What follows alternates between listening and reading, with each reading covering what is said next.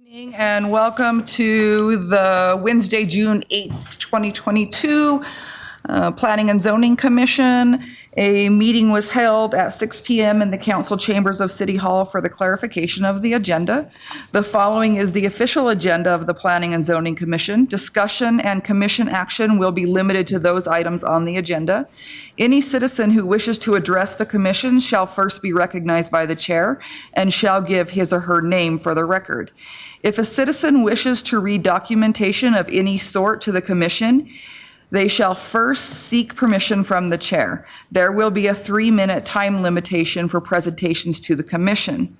Agenda, will you call, I changed your name. Aislinn, will you please call roll?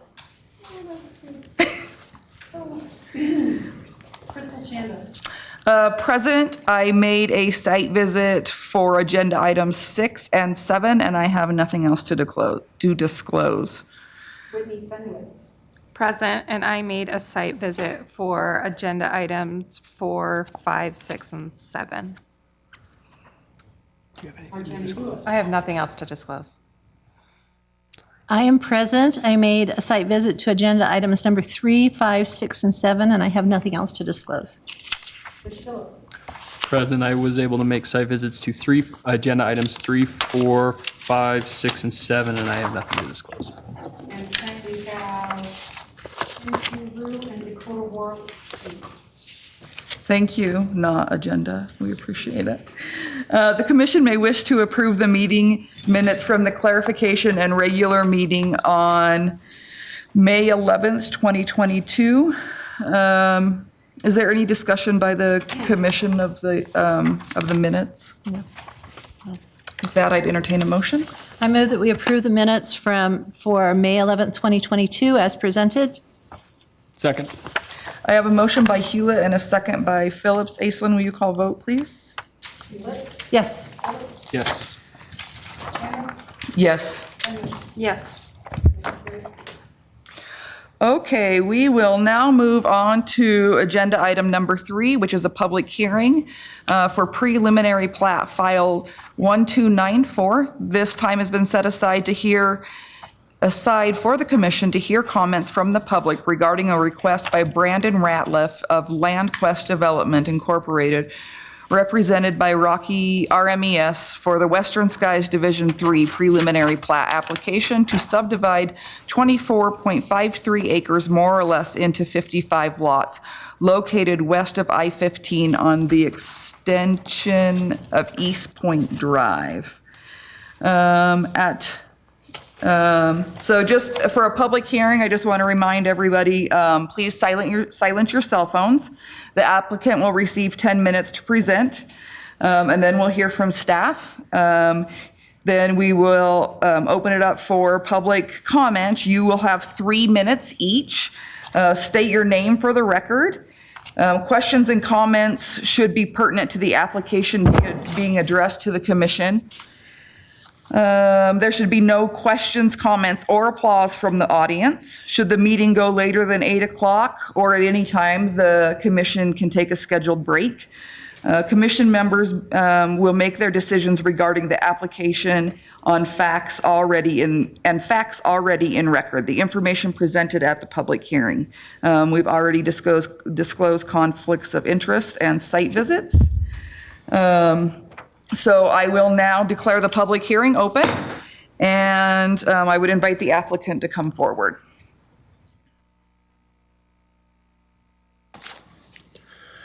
Good evening, commission members. My name is Brady Smith with RMES. Here tonight representing the applicant Brandon Ratliff on this project, LandQuest Development. We are proceeding forward with Division 3 of the current Western Skies Master Plan subdivision. I believe you kind of have a small copy of that in your packet that kind of shows the subdivisions kind of planned at this point. Obviously, we are currently here tonight to hear Division 3, what we're referring to as Division 3. We are within the RMS zone.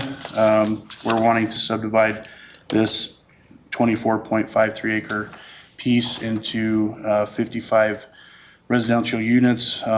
There's also a lot 8, I think, depicted that's going to be an extension of what's already kind of the open space area for where we have storm drainage. We have read through the staff's comments and conditions and also the memorandum provided by Public Works, and don't see any issues with what's being proposed there. We believe this meets the intent of both the zone that we're in and the comprehensive plan, and would ask for your approval on this preliminary plat. I'd be happy to answer any questions that you might have. Commission, do you have any questions for the applicant? Just for clarification, you said this was for Division 3. Is this also for Division 4? Division 3 says it's only 17.49 acres. Division 4 is Yeah, 7.0. as a matter of fact, you're right. This master plan is kind of the intent. Division 4 essentially, to provide a little clarification, is actually noted as lot 20 within this plat that you're currently seeing. Okay. Will you just give me a brief rundown of the sewer, please? Is it crossing Bannock County property? So it currently is crossing county property. We have submitted an annexation request. We were hoping to have that kind of running simultaneously with this. However, it just didn't make it. So it's in. We're also working on a comprehensive plan amendment to go along with that, but we anticipate, within a couple months that will also be brought into the city. Okay. Any other questions? I don't have any questions on this. Okay, thank you. Thank you. And at this time, I would like to invite staff to come forward.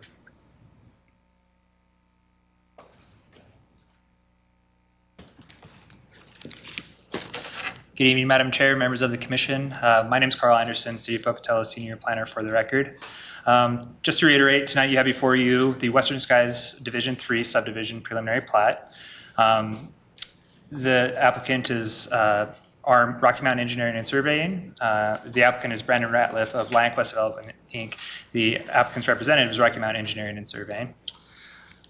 So just some general background. The subject property is located off between west of I-15 and north of the extension of East Point Drive.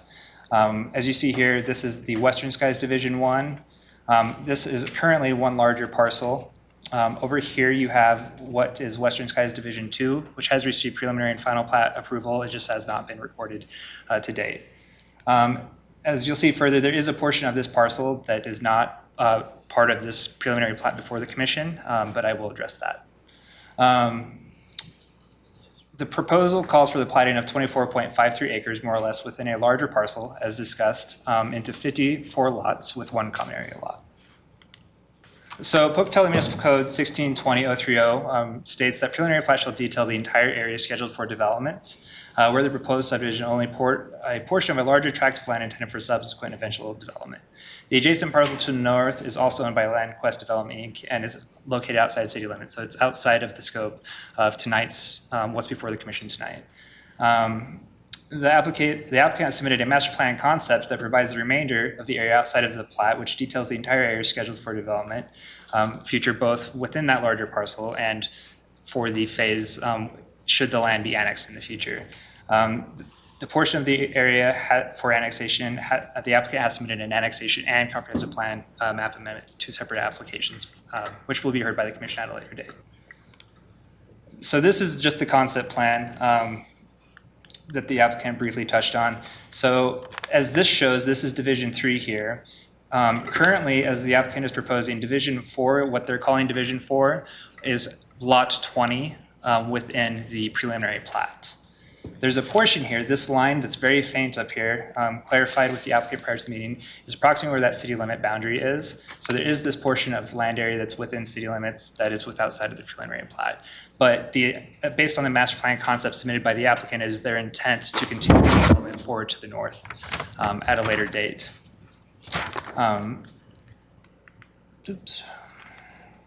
So just generally, the land area within the subject subdivision includes 2 residential zoning districts. So if we back up just a little bit, you'll see that here, the lighter yellow being residential low density, the darker orange color being residential medium density single family. So the minimum lot size for single family dwelling in the RMS zoning district is 5,000 square feet, and the minimum lot size for a single family dwelling in the residential low density is 7,500 square feet. Both zoning districts also permit townhomes or duplexes. So for a townhome in the our residential low density zoning district, it's 6,000 square feet for a townhome lot. And in the RMS zoning district, the requirement is 4,000 square feet for a townhome lot. Lots 7 through 16, Block 4 are intended to be developed as townhomes, as indicated on the plat, and are within the RMS zoning district. The remaining lots within the subdivision are eligible for a minimum of a single-family home, with the smallest lot size being 10,139 square feet. So the preliminary plat before you tonight takes up 2 pages. So on the westmost portion of the development, here's the extension of East Point connecting to Basalt to get you oriented. This is approximately where that residential low density section will be. These lots will provide for extension of Barnwood Road here with Grassland Road being stubbed to lot 20 here. The remainder of these lots are their RMS zoning district. So these are kind of in blocks of 4, as you would see with Western Skies Division 1, which are accessed through a shared access easement through these lots, connecting and providing for the availability to develop the residences moving forward. And as indicated here, they're showing what their future phase of lot, or I guess phase 4 would be of their plat here is being shown as a lot. Under the current zoning district, with the way that's platted, you could build either a duplex or a single family home on that lot, should they not wish to replat that at a later date. Or any other uses permitted in the RMS zoning district currently. Okay. Yes. I'll let you finish. This is the eastern portion of the subdivision. These lots here are all RMS. These are the townhome lots that the applicant had indicated as previously discussed. All notification requirements have been met. To date, no written public comment has been received, either in support or opposition to the application. Staff's recommending approval with conditions. Just to highlight condition number 3, that lot 8, block 1 should include an R restriction indicating that the proposed common area lot is a non-buildable lot. And with that, I'm happy to answer any questions that the commission might have. Diana, go ahead. My question was regarding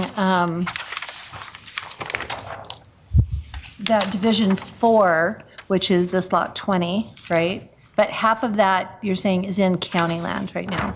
No? Incorrect. This, Division 6. it's, Division So 6. everything So as 4 part of is the fine. preliminary So plat 6 is where it's at. within Okay. city limits. Okay. So. That was my And clarification. what I was saying earlier is that there's actually a portion that takes up the south portion, oh goodness. So the south portion of 5 and the portion of 6 here. Okay. That's also That's within where it city. is. That's the remainder of the parcel that this is all within. Mm-hmm. North of that, here, this is more or less the line that we're following, Okay. this area here. That was my clarification, to make sure that, No, it's outside of city limits. It's not, Okay. we don't have the ability to Sure. bring that forward, so. okay, thank you. questions from either of you? Just for a little clarification, I think you already mentioned this, but the sewer will need to run through current county that will get annexed at some point. And that's a better question Yeah. for our public works representative. Yeah, I would, Meryl, can we ask you about that, please? Thank you, Carl. Yes, the sewer does currently show that it's going to be running through county property. That is not unusual. You look at Century High School, for instance, sewer and waters run clear out there. It's in the county road, it's in county roads. Around Portneuf Loop, we've run the water lines in, all the way out to the treatment plant. Our sewer line is in the county and so forth. So it's not uncommon. The easement will be recorded with there for that purpose. Is that sewer already installed? Is No, that what's feeding division, or? No, it's Okay. not installed. This will be extended over to that Jasmine, the road Jasmine that's been stubbed out. It is stubbed out there. And all the sewer from all of the developments that you'll see from this point on will feed down through there because we have the size in Jasmine. It's a bigger line that comes down. It also goes down underneath the casing that's under the bridge at the Highline Canal and currently goes over to what we say is the Flandreau lift station. Okay, thank you so much for clarifying that. I know we discussed this during the clarification meeting, but I just want to make sure it's on record. The fire department has approved the access ways into the 4 units, the shared access, and the fire truck can turn around like they need to and everything. Yes, the fire truck shouldn't even have to go in there. It meets the criteria where it's fighting the fires within the distances, staying on the public road. Perfect. Thank you so much. Any questions for Merrill from anyone else? No? Okay. Thanks. Did you have anything else you wanted to add, Carl? Does anybody have any other questions for Carl? No? Okay. Aislinn, just to make sure there was no more written correspondence submitted? Nope. Okay. So remember, I'm going to open the public hearing. Remember, when you come forward, you have to state your name. Remember, you're addressing the commission. You only have 3 minutes. Make sure that it's pertinent to the application and try not to duplicate questions or concerns. So at this time, I would like to invite anybody providing testimony supporting the application forward. Anyone uncommitted to the application? Anyone opposed to the application? Brady, would you like to rebuttal that? So at this time,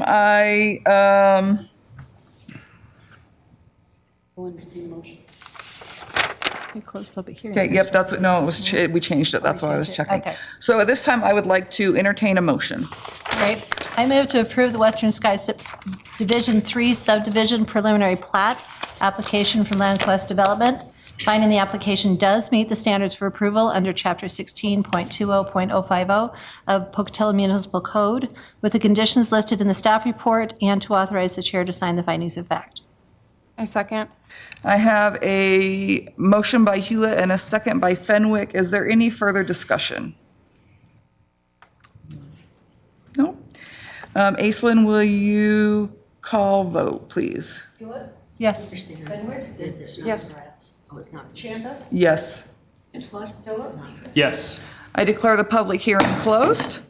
And at this time, we will move on to agenda item number 4, a public hearing for preliminary plat file 221363. Time has been set aside for the commission to hear comments from the public regarding a request by Brandon Ratliff of LandQuest Development, represented by Knudsen Engineering, for the Lands End preliminary plat application to subdivide 24.41 acres, more or less, into 37 lots, located on 4 Road between Grant Avenue and the Pocatello Women's Correctional Center. At this time, I declare the public hearing open, and the applicant, go ahead and go ahead. All right. Thank you very much, commission members. My name is Joel Dixon. I'm with Joel, can I Knudsen. get you to pause for just a moment while I reset the clock? Surely. Sorry.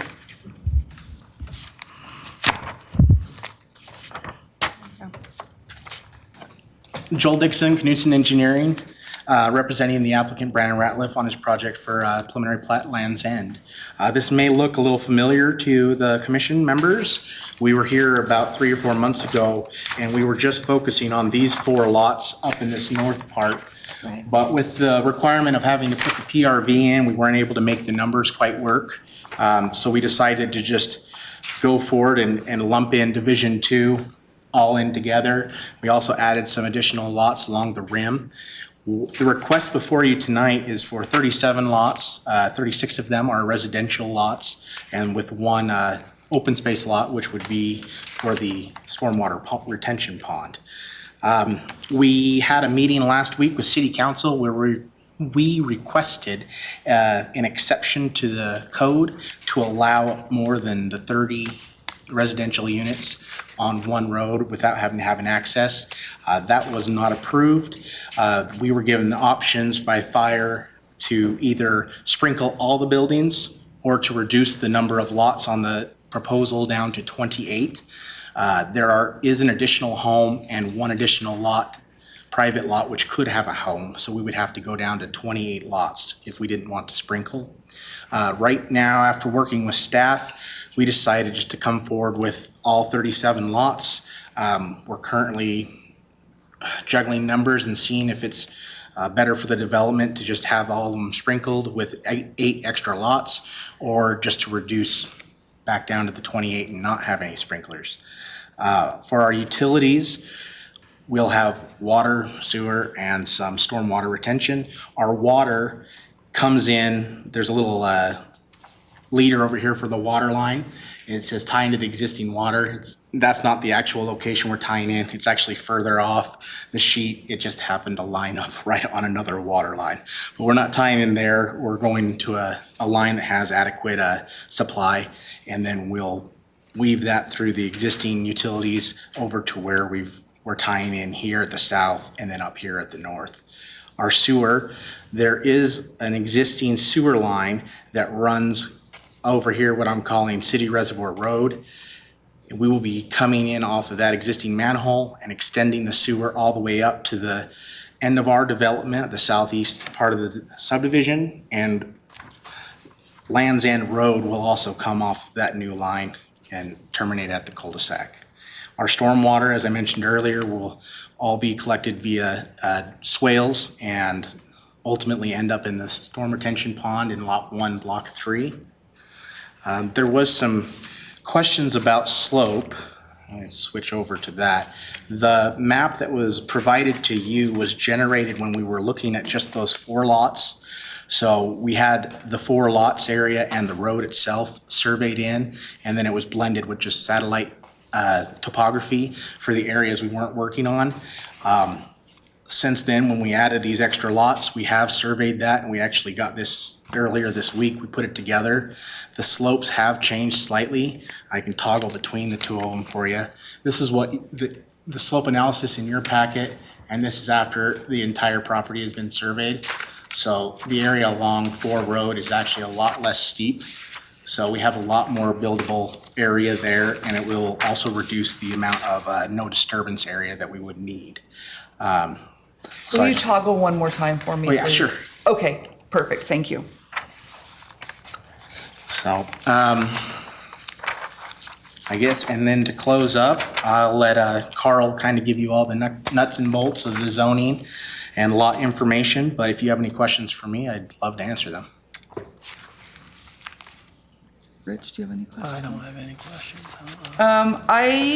I'm sure you've read the staff report and the conditions. I just want to make sure that you know that for the plat conditions, there was a typo for number 7. And all lots with slopes over 20% are going to be required to meet the slope standards, not just lots 5, Block 2. And then the other one is they are requiring a water service line into Lot 1, Block 3, so that you can put irrigation in there. And that's the applicant, the owner's okay with those things. Yeah, we can work with all that. We had no problems or contention with the conditions. Perfect, okay. Any questions? No? Okay, thank you very much. At this time, we would like to hear from staff.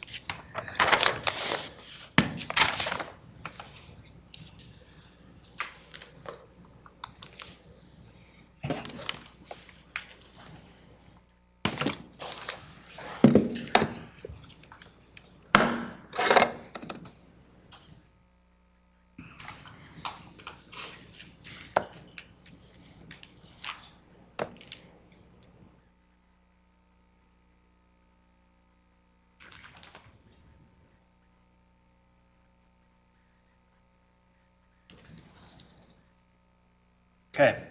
Good evening again. Carl Anderson, City of Pocatello again for the record.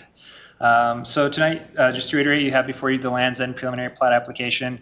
This was heard by the commission earlier this year, and as indicated by the applicant, they are moving forward with platting the entirety of the area, as opposed to just dedicating those areas as lot and block. They're actually platting them out and providing the future lots for that area. So the applicant is Brandon Ratliff of LandQuest Development, Inc. Surveyor is Joel Dixon of Knudsen Engineering. So this request, the request for preliminary plat is located off of Fore Road between Grant Avenue and the Pocatello Women's Correctional Center. This proposal calls for the platting of 24.41 acres, more or less, into 36 residential lots and 1 open space lot. The land area within the subject subdivision is zoned residential medium density single family. The minimum lot size in the RMS zoning district is 5,000 square feet for a single family home and 4,000 square feet for a townhome dwelling unit, or 8,000 square feet for a duplex dwelling unit. The difference between a duplex, townhome, duplexes may be built on one individual lot, are not capable of individual sale. Townhomes, each unit is capable of individual sale. All proposed lots exceed the minimum lot size for either a single family home or a duplex per the preliminary plat note number 4, lots 7 and 8, block 2 are intended to be duplex lots. As portions of the proposed subdivisions have slopes exceeding 15%, a slope analysis has been included in the application packet for your review. Of the 24.41 acres, 9.47 acres, more or less, shall remain undisturbed. Based on the slope analysis, a maximum density of 14.94 acres is permitted. So here's the layout of the preliminary plat that was submitted before you today. Here you have Fore Road. This area here, more or less to the north and east of Fore Road, provides for single family homes. These are the 2 lots that were noted to be for duplexes as well. This dark bold line that you see here is the area of the no build line essentially. So the areas further east of that are areas that would need to be ungraded and not built on, so undisturbed. Here, the applicant is proposing the extension, goes by a couple names, but Ward Road, and then there are 2 shared access easements here, and then again, a shared access easement providing access to these lots here.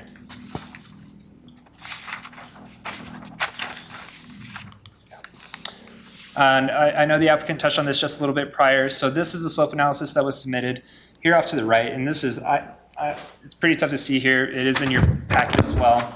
But these are the categories that our slope standards break out our slopes into. And it's what's used to generate those areas of no disturbance and the total density that's permitted. So should that change based on updated information, it goes through those calculations again, essentially. So that area, based on the revised slope analysis that I've not had a chance to go through and do the calculations on, but that area would decrease. So just so the Commission's aware, that area likely would be reduced, as the applicant said during their presentation, create more area that could be graded through here and built on. It wouldn't necessarily change the number of units that could be built on that. That's dictated by the lot size and the zoning. All notification requirements for the subdivision have been met. To date, no written public comment has been received. I did receive 1 phone call from a gentleman and met with him for some time to discuss the proposal as well.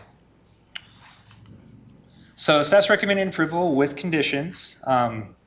Here you have the exception request to the fire code must be granted prior to the approval of the current proposed subdivision, or an alternative meeting the standards of the Pocatello Fire Department be provided. So the fire department provided a memo to today that I've provided to the Commission before the meeting. There are also a couple copies available by the door, clarifying the fire code requirements. So it's my understanding that in order to meet that, kind of the 2 options of remaining to the applicant are to reduce the number of buildable lots for single family or 2-family dwelling down to 28. And so to clarify, I believe under the fire code that could also mean duplexes on those lots as well. Alternatively, the applicant would need to sprinkle all of the proposed residential lots. And then number 5 here kind of addresses multiple things in the slope standards there. This does kind of lump a few things together I'd like to bring just to the Commission's attention, but basically that area to be undisturbed needs to be shown on the final plat. And one thing to note is that the applicant shall provide a proposed building footprint for lot 8, block 2 to verify the proposed development on this lot will not encroach beyond the no build line. So with the revised slope analysis and with the going through those calculations again, it's possible that that will be addressed as well through that. This was a little bit of a revision provided by the applicant earlier today on what a potential reduction in the number of lots might be. Lots through here would get bigger, lots through here would get bigger. There's not, as you can see, a lot of detail to that. But with that, I'm happy to answer any questions that the commission might have. I just want to make sure that I'm correct, that if we approve this preliminary plat, how it is, saying that everything will be sprinkled, he doesn't have to go through this process again to reduce to 28 and not have sprinkled, correct? The boundary stays the same, is that correct? Yeah, it's My- either or. Well, so the way that the condition is written is that they need to provide an alternative design meeting the fire department's Uh-oh, I turned it off. Right. So if either of those two options meet the fire department's standards, then both would be available to them. Okay, they wouldn't Is have to come back is my way of looking at it. Typically in our subdivision ordinance, though, if you're reducing the number of units, as long as you're not impacting roadway configuration, things like that significantly, you can reduce the number of lots. You just can't add any. Increase. Okay, I just wanted to make sure that was clear for commission. Okay. Any other questions for staff? And I would like to point out too, that a traffic impact statement was provided. A traffic impact analysis was not provided or was not required by the Public Works Department as part of this review. But that is also in your packet. Yeah, I saw that. I did have one, and it's a funny question, and I don't know that it matters here or there, but I just noticed it in there and I hadn't seen it before. They call out that they can only have a 96-gallon trash up there, and I've never seen that before. So we have gone, I guess I can, so we've gone to electronic review system, and that is going through our project docs and just taking comment from just right. Perfect, okay, thank you. I was like, isn't that the normal size they would have? Okay. Any other questions for staff? So my question, so even though the maps that are submitted here show a definite no build line, that could be moved Yeah, so that no build line is based on, no build line Okay. is generated from our slope standards. okay, so Um, the no build line will follow the slope, whatever it's what been. it would end up being, yeah, and what was Right. submitted for the preliminary plat, based on the information available to the applicant at that time, was more steep than yes. what their revision is showing them. So their And- revision with their new surveying and all of that stuff. The methods to generating that information, things like that, Okay. are a little bit out of my expertise. But yeah, if you have questions on, So the standard goes to where the slope is, Yeah. not where it is on this map. yep, Okay. Okay, thank you. thank you. So let me clarify that there was no comments or anything from, thank you. So at this time, I would like to invite anybody supporting the application to come forward. Anyone uncommitted to the application? Anyone opposed? Joel, you want to rebuttal anything? Okay. If there's no further testimony, I would like to entertain a motion. I move to approve the Lands End Subdivision Preliminary Plat application from Brandon Ratliff of LandQuest Development Incorporated, finding the application does meet the standards for approval under Chapter 16.20.050 of Pocatello Municipal Code with the conditions listed in the staff report, with a change to plat condition number 7 in the Public Works memo so that it reads, "For all slopes greater than 20% at the beginning of that statement, and to authorize the chair to sign the findings of fact. I second. I have a motion by Hewlett and a second by Fenwick. Aislinn, will you call vote? Yes. Yes. Yes. Yes. All right, we will now move on to agenda item number 5, which is a preliminary plat for file 221398. This time has been set aside for the commission to hear comments from the public regarding a request by Rocky Mountain Capital LLC, represented by Connect Engineering, for the Ammon Park preliminary plat application to subdivide 0.81 acres, more or less, into 9 lots located along Ammon Street adjacent to Ammon Park. At this time, I declare the public hearing open, and I would invite the applicant to come forward.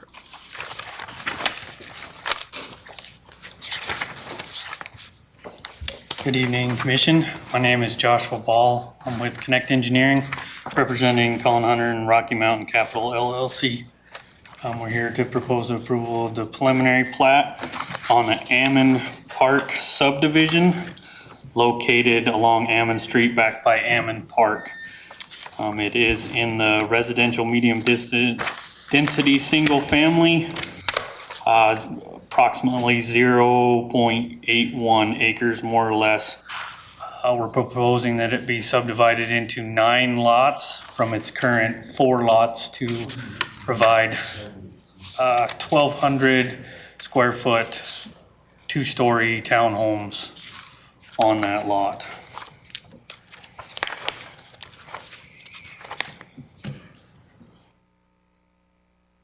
Is there any? Sorry.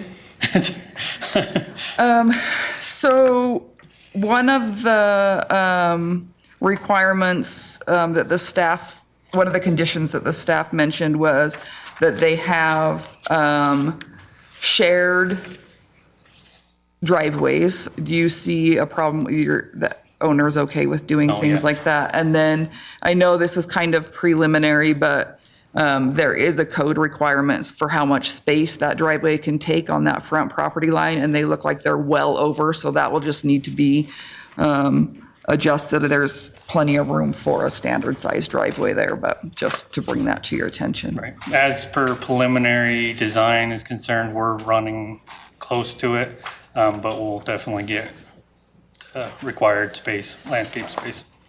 Commission, any other questions for the applicant? No? No? Okay, thank you. Stand by just in case. At this time, I would like to invite staff.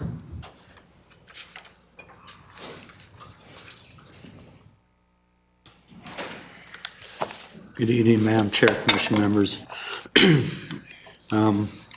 Ran out of time. Don't have a PowerPoint, but we can put some information up for you.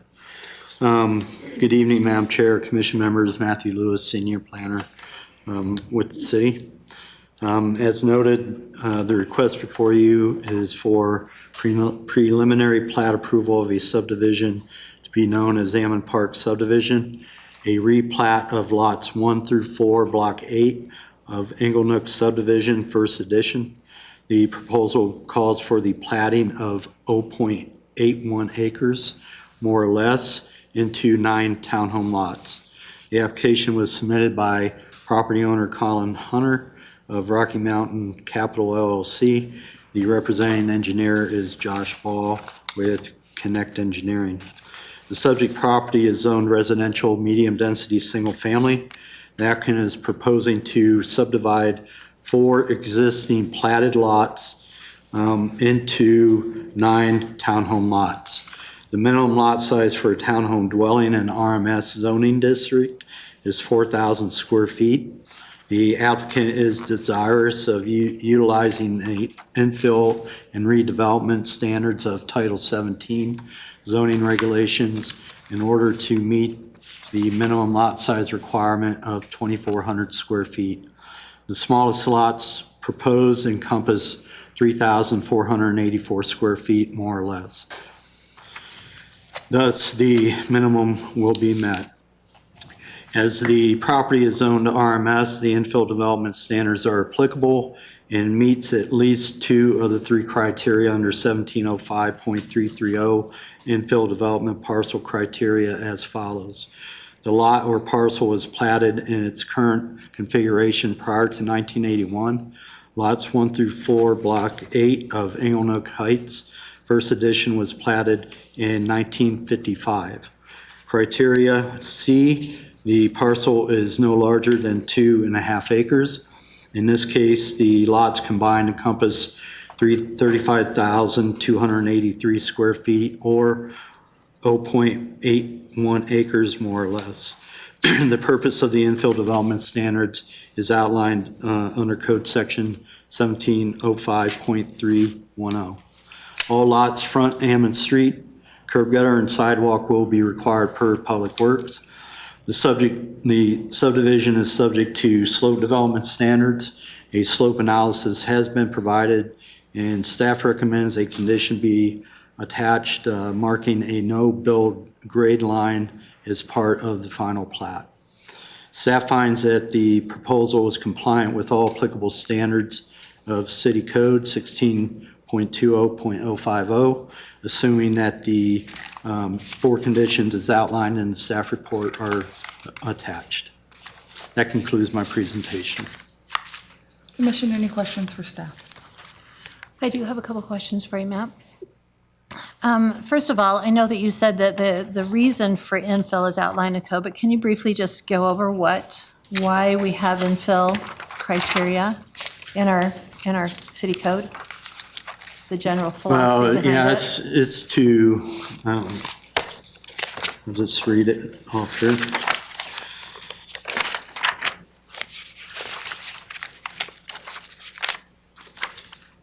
So the purpose is to create more effective use of existing infrastructure and services such as streets, water, sewer, solid waste disposal, provision of affordable housing, accomplishment of the comprehensive plan goals related to compact development, more efficient use of developable land, and increased walkability and reduction of vehicle miles traveled by creation of a more compact form of development and avoidance of urban sprawl.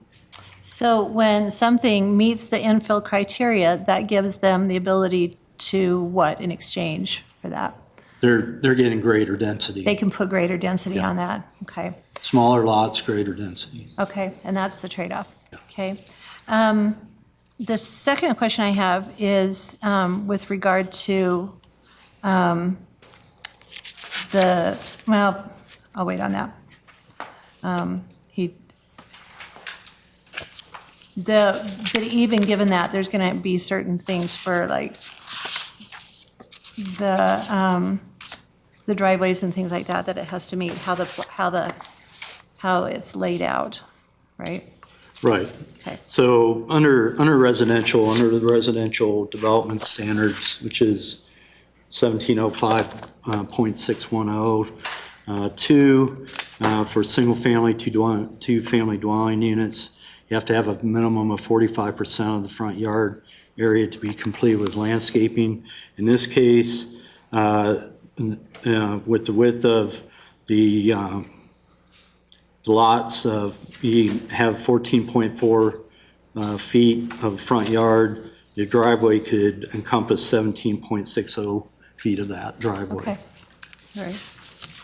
That's all I have. Thank you, Matt. Any other questions? For me. Thank you. This time, I would like to make sure that there's been no written correspondence submitted. Aislinn?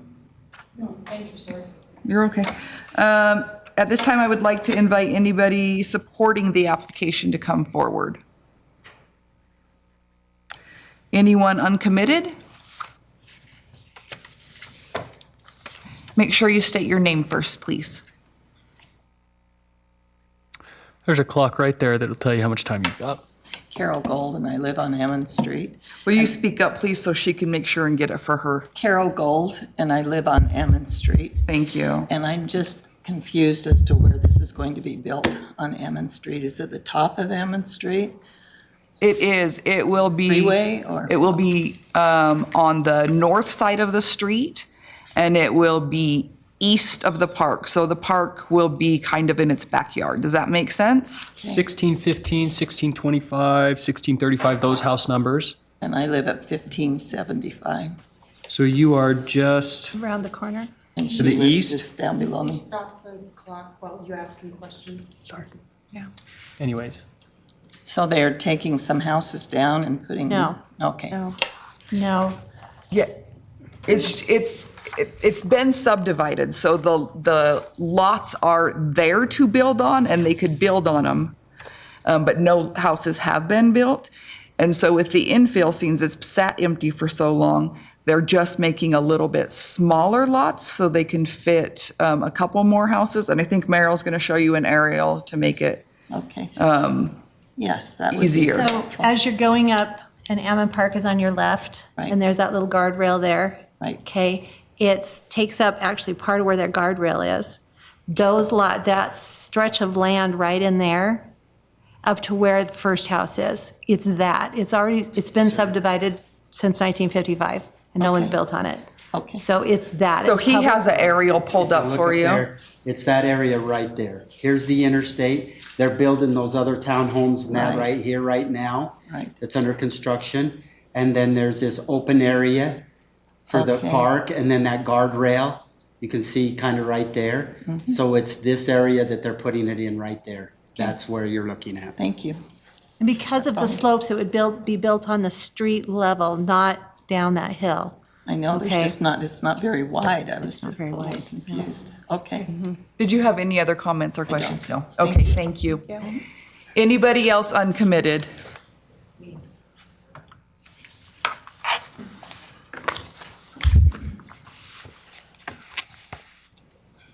My name is Lucille Linford. I live at 1555 Ammon.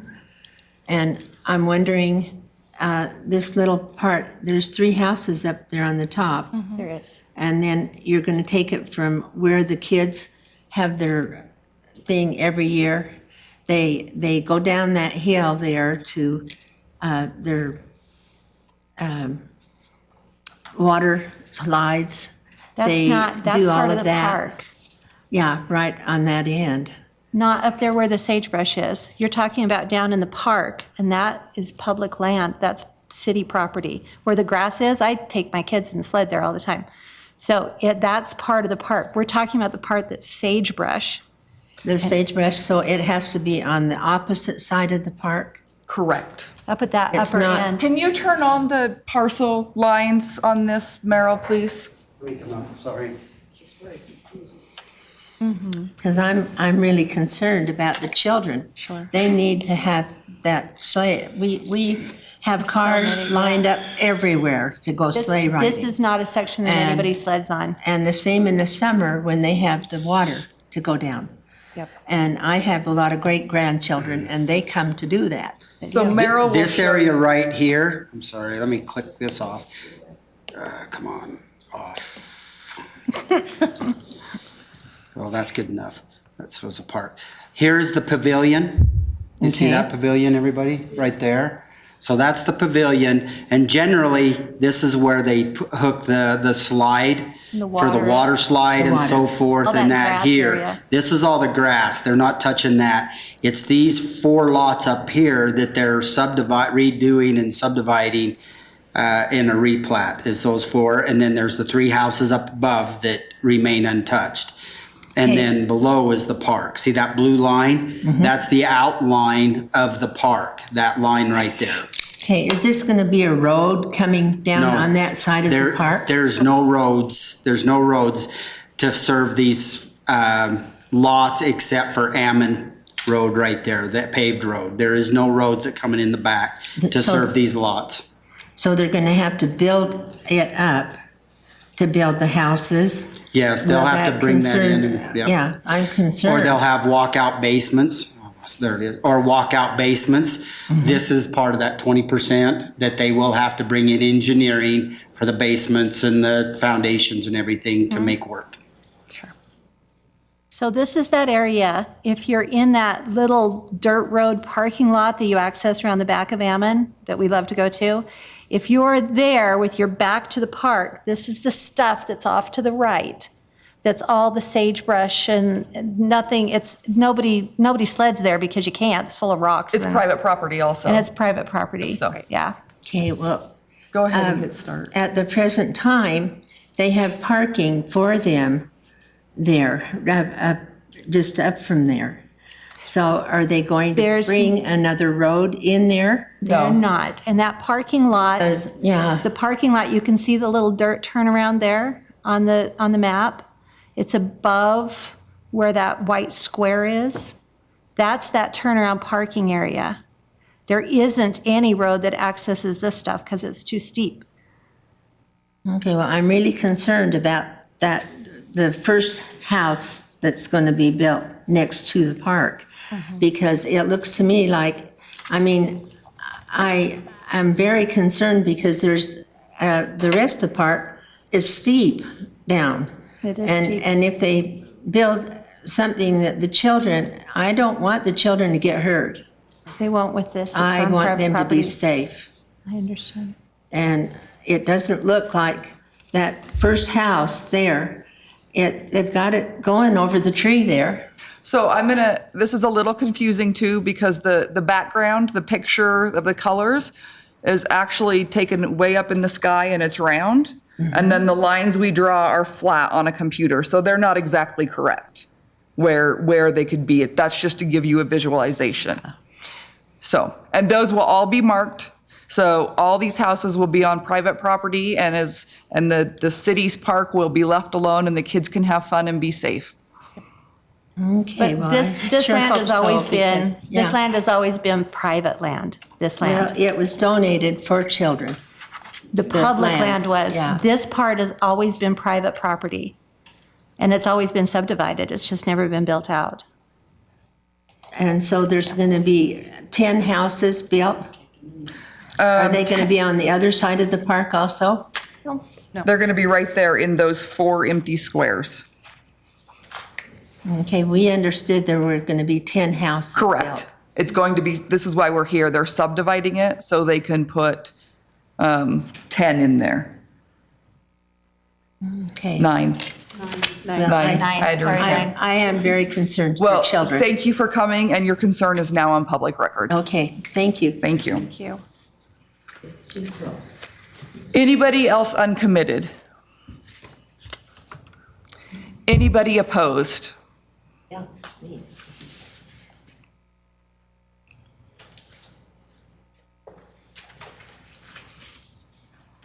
Hello, I'm Dan Herb.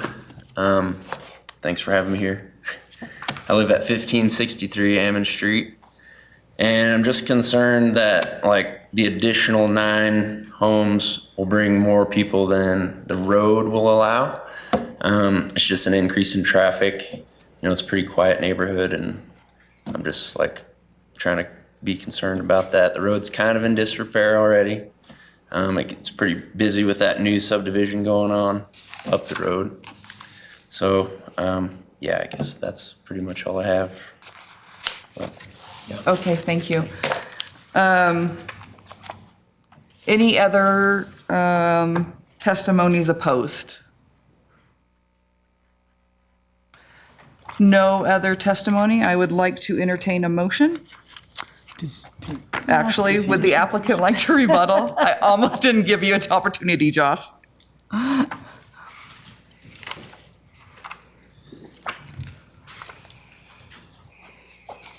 have to repeat my name. Just to clarification of fact, per the design and improvement standards, we will be doing off-street parking for the townhomes.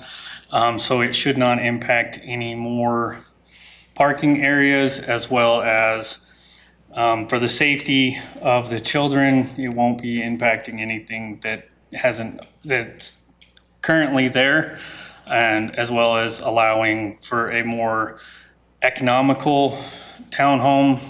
The developer is attempting to keep them under, I believe, $300,000 just to with smaller houses and off-street parking, as well as the improvement standards of the city.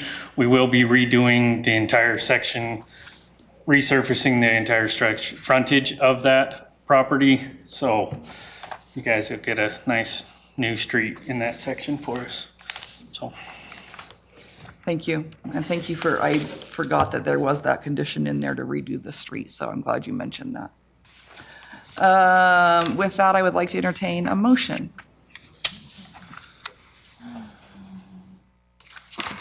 It's someone else's turn. I did the last two.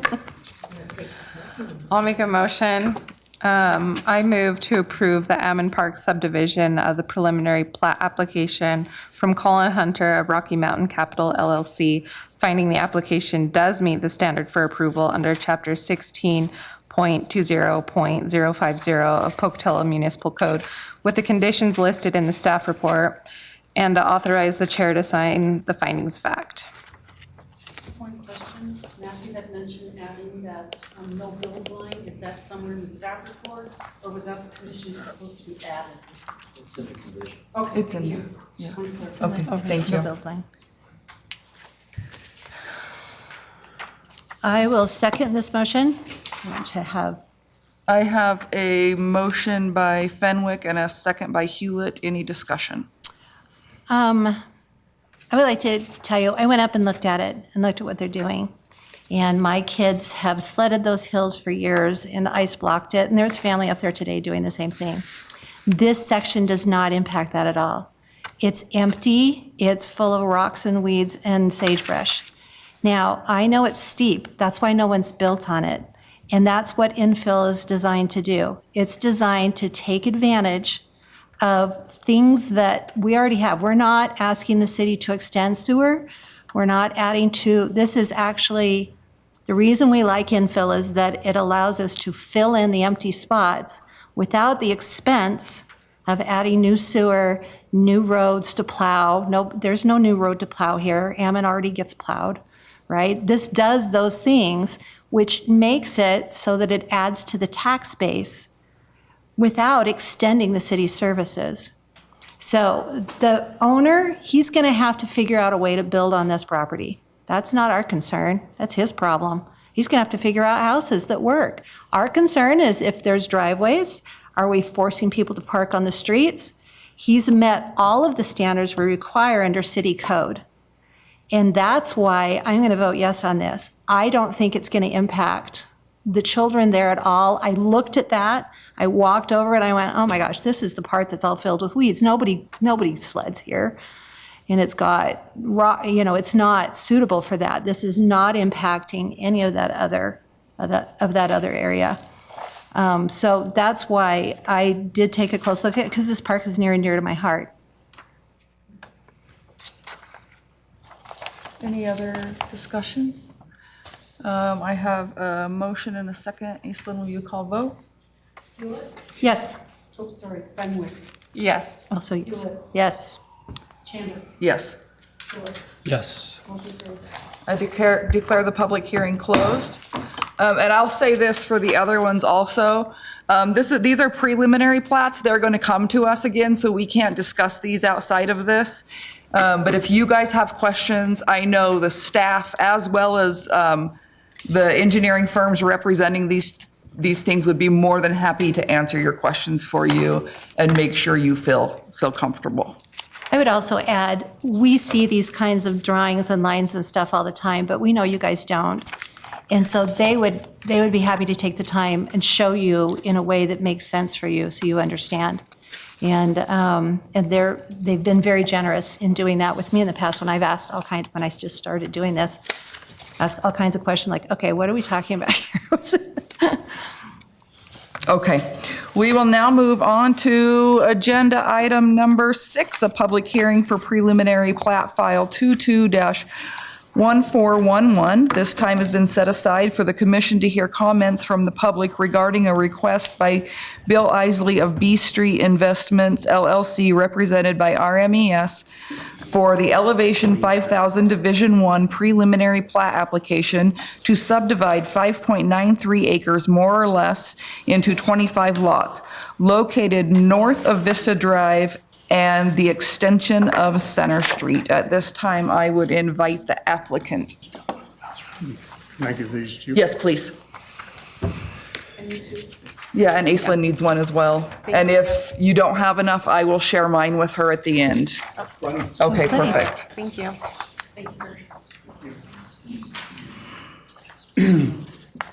This, what I handed you, excuse me, Bill Isley, 477 La Valley Strata in Pocatello, Idaho. I'll use this. I've got 10 minutes, so I'm just going to take a few minutes to show the overview of the whole area. I think it'll be helpful. The area in green is owned by East Side Surprise. It was Barb Wood owned 70 acres, and the Empire Investment Group has owned the rest of it for years. They also owned all the blue and everything up there on the top. They bought it in 1974. The city put a water line in 1977. They were going to put a street and a sewer. They never did. It's 50 years ago. In the meantime, starting right down here at Vista, first Center Street went in, and it got all the way up, I'm getting old, got all the way up to here as a paved road. And it took a long time to get a second access in, but it got to there. Then Vista started up, and it goes, and that's why it's solid.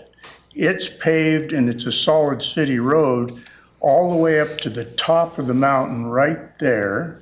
And Center Street has been made, about 500 feet of it is in now and paved. So the fire situation is this. The fire officer makes determinations for the safety of the people who live in areas. And his determination, as you can see, if it was hard and fast at 30, no other way around, Center Street would have stopped there and Vista would have stopped there. There had never been anything else you could do. And that just isn't the way the property develops. So if there's a plan and you can see where the connectivity is going to happen, then the fire marshal can give permission for them to continue. So when we bought, or I bought, the property, it's in blue, green, I own a sixth of that, and I own all of that, and I own that one, and this one, and this one. The only reason I bought it is I've lived here for 20 years and I developed Tuscany Hills, and I really wanted to see if I couldn't connect Vista and Center Street. And I can do that. So I got this one approved and built. It just got final pavement on Center Street portion of it about 30 days ago, 45 days ago. And we already built to that point. We couldn't go any farther because we didn't own the land at the time. So in talking with the fire marshal and the city, what we're doing is there's a line right here. We have to move where the water line goes through here already because you can't build a road on that side of that little hill.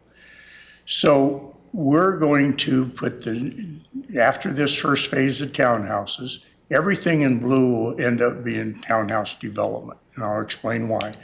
But after this goes in, it doesn't even extend Center Street, it just comes down this little road. The next phase will go to this point in pavement, and at the same time, we will then build this point out so it's a surfaced road, gravel, so that you can get emergency vehicles in. So this road will be built to there within 3 years. This one will be built at the same time, but this one will be paved within 5. There is a bit of a caveat. If our president gets us completely blown out of the water, we can't build if we can't sell and do things, but we feel very confident that we can do that. The water line goes from here, this tank, all the way to Monte Vista here, and all the way past the water tank, Alameda one, and down here. That water line's been in for 45 years. The right-of-way's been established for that long, and nothing's ever happened on the top of the hill. But we can get that loop made.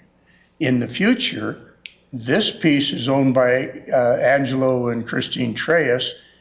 The easement goes through for the water and sewer line, And they, I think, will start developing. Angela's mother passed away in December, and he had been taking care of her for quite a while, and he was thinking that he was going to start developing when that happened. Make it come back.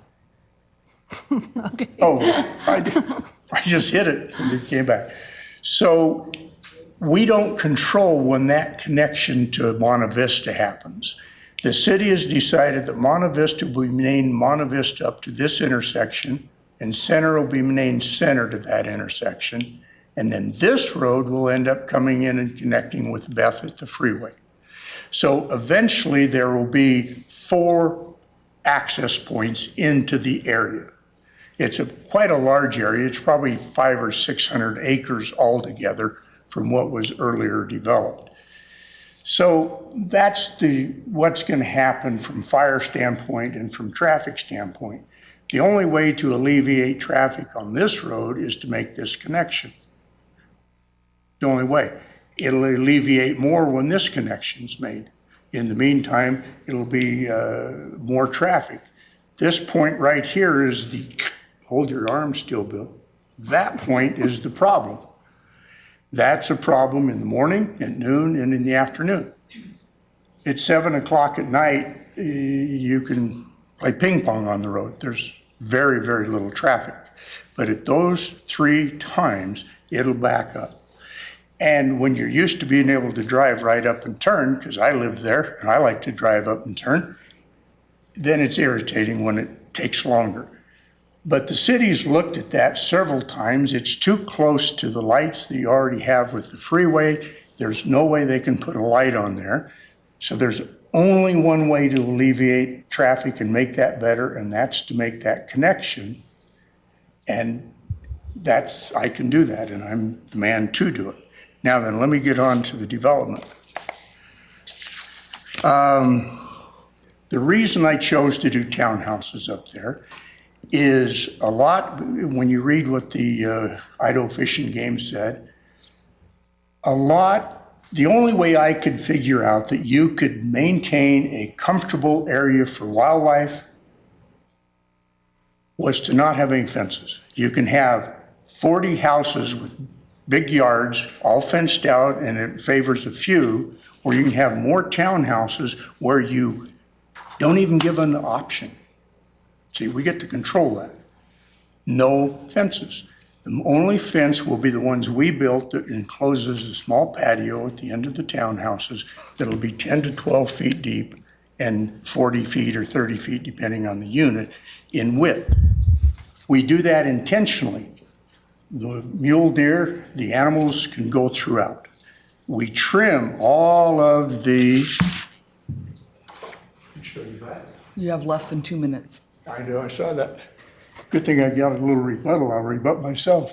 But we built trails in that area, and they're surfaced with mulch, and you can walk on them in the mud in the winter, and they're very nice. We want that open. Out of that whole 117 acres, 73% of it will remain as undisturbed common area that doesn't have the footprint of a townhouse or a road or the little fenced backyard. 73% out of the 117. That will allow what's going on in there to go on, and it will also allow us to get the roads built. Minute 5. This is High Terrace 3. It's already been approved. We can build it whenever we are ready to build it. But the important one in my mind is to make that connection and get that road connected up. That's what we're going to do, and that's how we are trying to do it. I can talk a little bit about when we get to the zone change, then I'll speak a little bit about that. Thank you. Thanks, Bill. Any questions? Any questions? So you were talking about the townhomes and not giving them options of fences, but you will still sell those to individual people, and if they want to put a fence on their property, they can, correct? Oh, they cannot. Why? Because we have easements in the covenants and on the plat that gives the association the ability to maintain all of that and restricts the owner's ability to put a fence. In that terrain, sometimes the lot goes over the hill because we have to get to 3,000 square feet. So sometimes you go over the side of the hill. The last thing I want to do is have somebody up there trying to put a fence in. We've restricted it. None. The only fences are what we build when we sell it to them. And when they buy it, they have full notice that your lot's this size, but we also do all the exterior landscaping and maintain it. I think there's a market for people that just want to live and look at those beautiful views and don't want to get involved in a lot of the other things. And if I'm right, well, then they're the people that will buy the townhouses.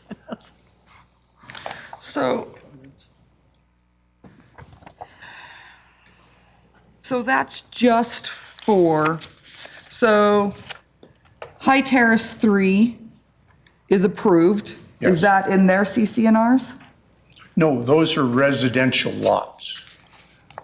And you are planning, sorry, we've gone through a lot today, that all of these lots are going to be townhomes. Yes.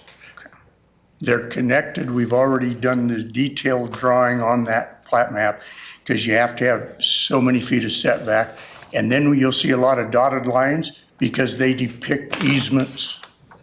And then in the covenants is where the easements get closed that restrict the things that you can and can't do. And the best way to maintain a large piece of ground and make sure that it's nice is have one person, i.e. one entity, and that entity is the association. They control all of the common area and they maintain all of the lawn areas in the common area and on the private properties. Many townhouses are that way because if you don't, out of 24, there's 1.7 of them that'll make it look like hell. Okay. Crap. I think you've answered our question. you get rid of Any that. other questions? Nope. Okay, at this time, I would like to invite staff.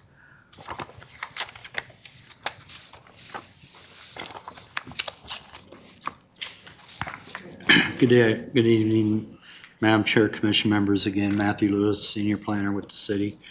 As noted, the request before you is for preliminary plat approval of a subdivision to be known as Elevation 5000 Division 1. The proposal calls for the platting of 6.46 acres, more or less, into 24 townhome lots and one common lot for a total of 25 lots.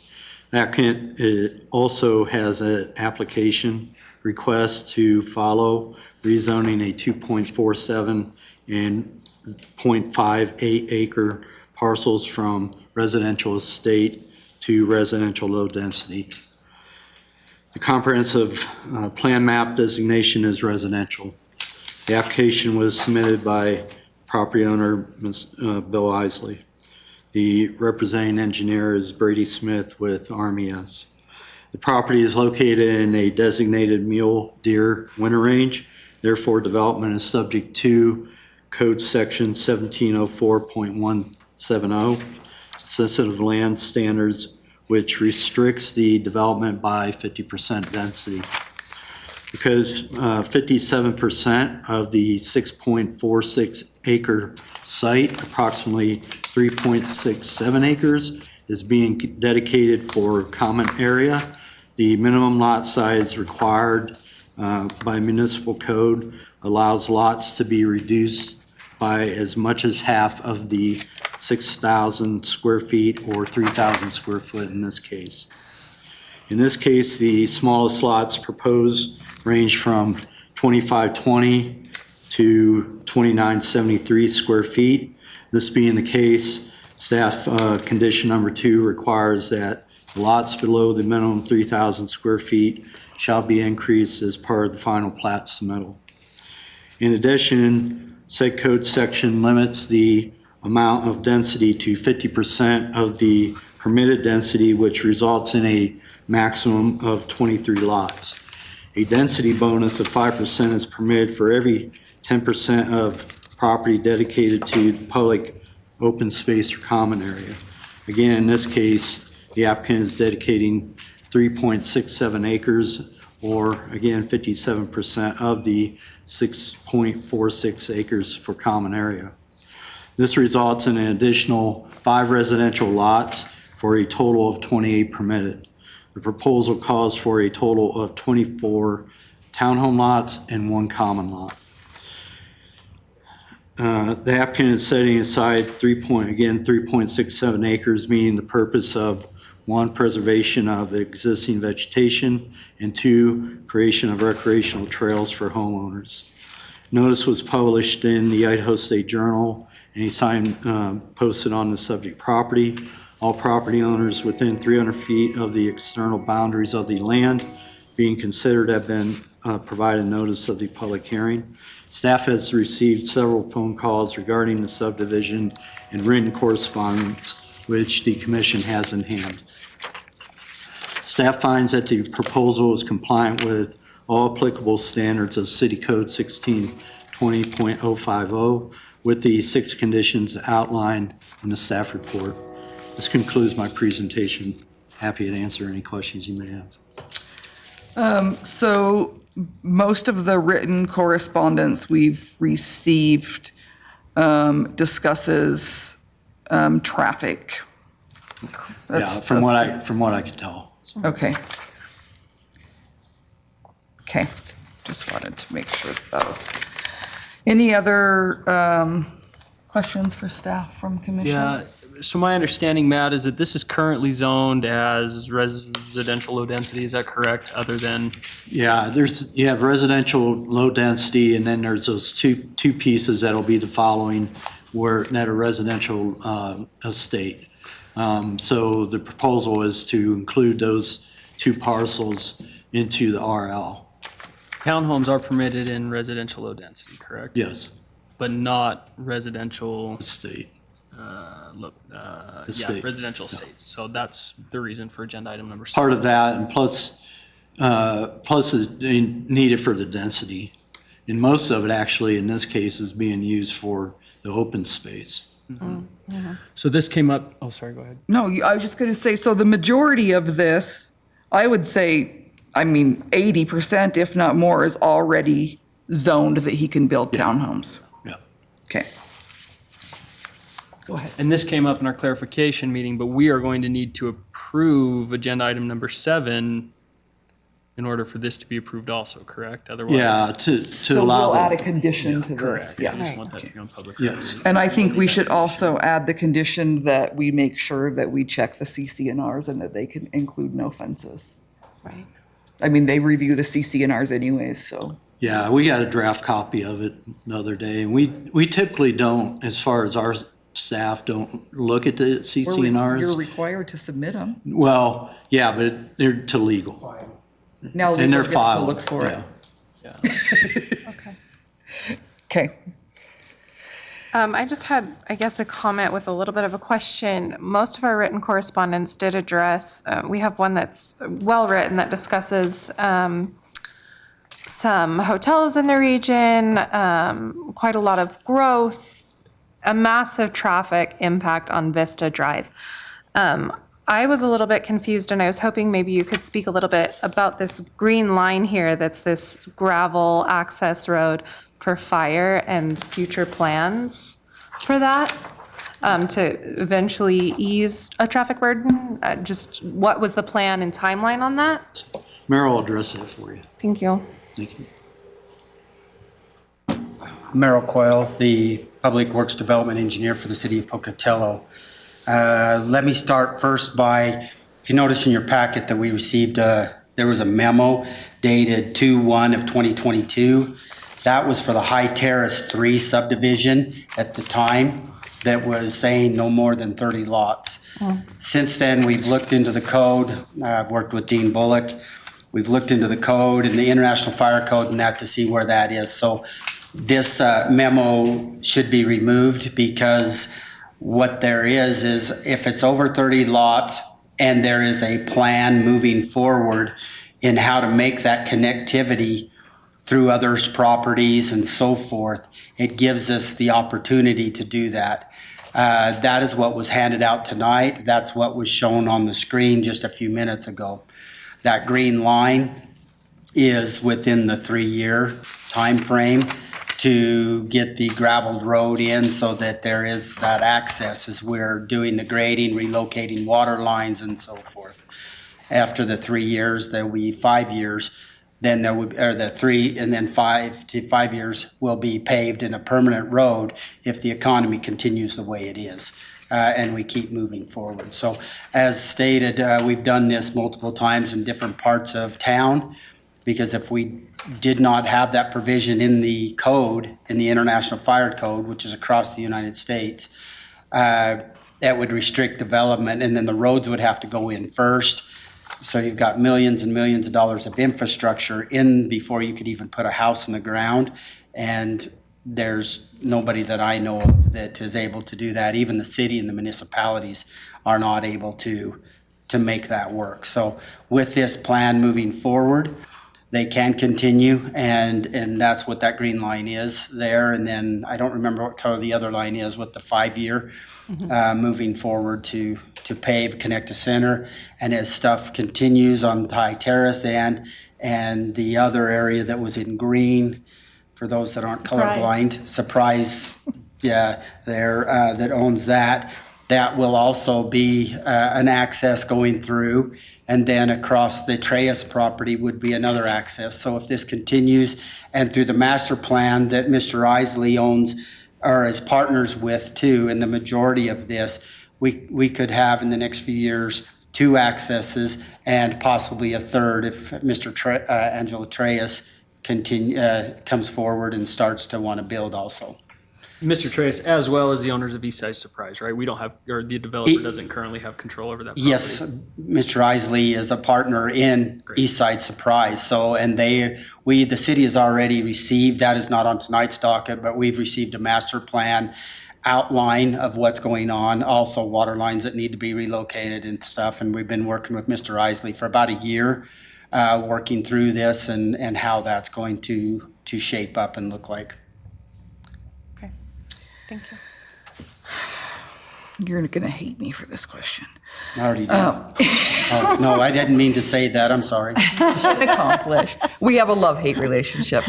I feel like everything is being developed so that they're just under the increased traffic amount that they're not required to do traffic studies. At what point is a traffic study required? I mean, I look at this master plan and I think we need a traffic study. Okay.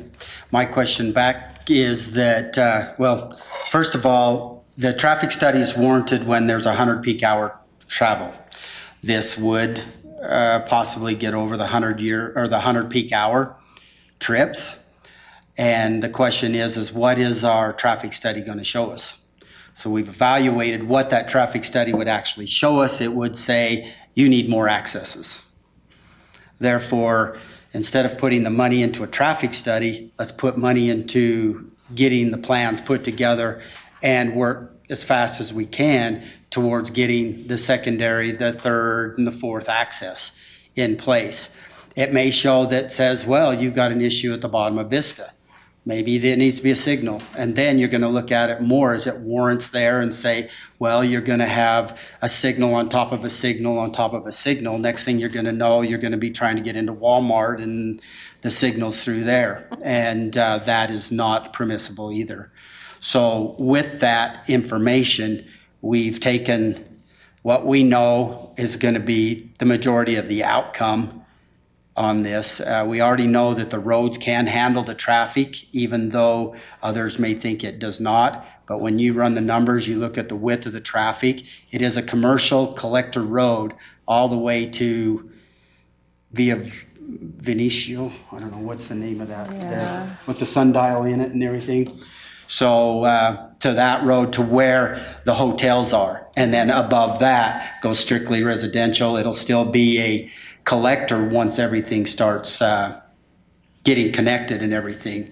So that's what the traffic study is going to show us, and the outcome is going to be what we already know for this hill side right now. Because it's bounded by those constraints, so we already know the outcome. So, High Terrace Division has already been approved and is under construction. That is correct. And then tonight we would approve a preliminary plat, so this would still have to go to city council, and then they'd also still have to go through the final plat phase before they could even start any construction. And that is 24 more homes, 20, I don't remember the exact number.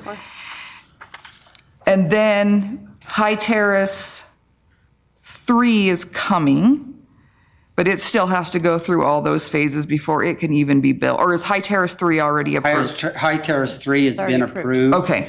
And getting ready to go to construction. Okay. But these things are going to be happening slowly over this required 5 years that this connection is made. That is correct. It's over the time with the schedule and the plan. But there's nothing in any of our documentation that that's a requirement right now. We need to add that as a condition.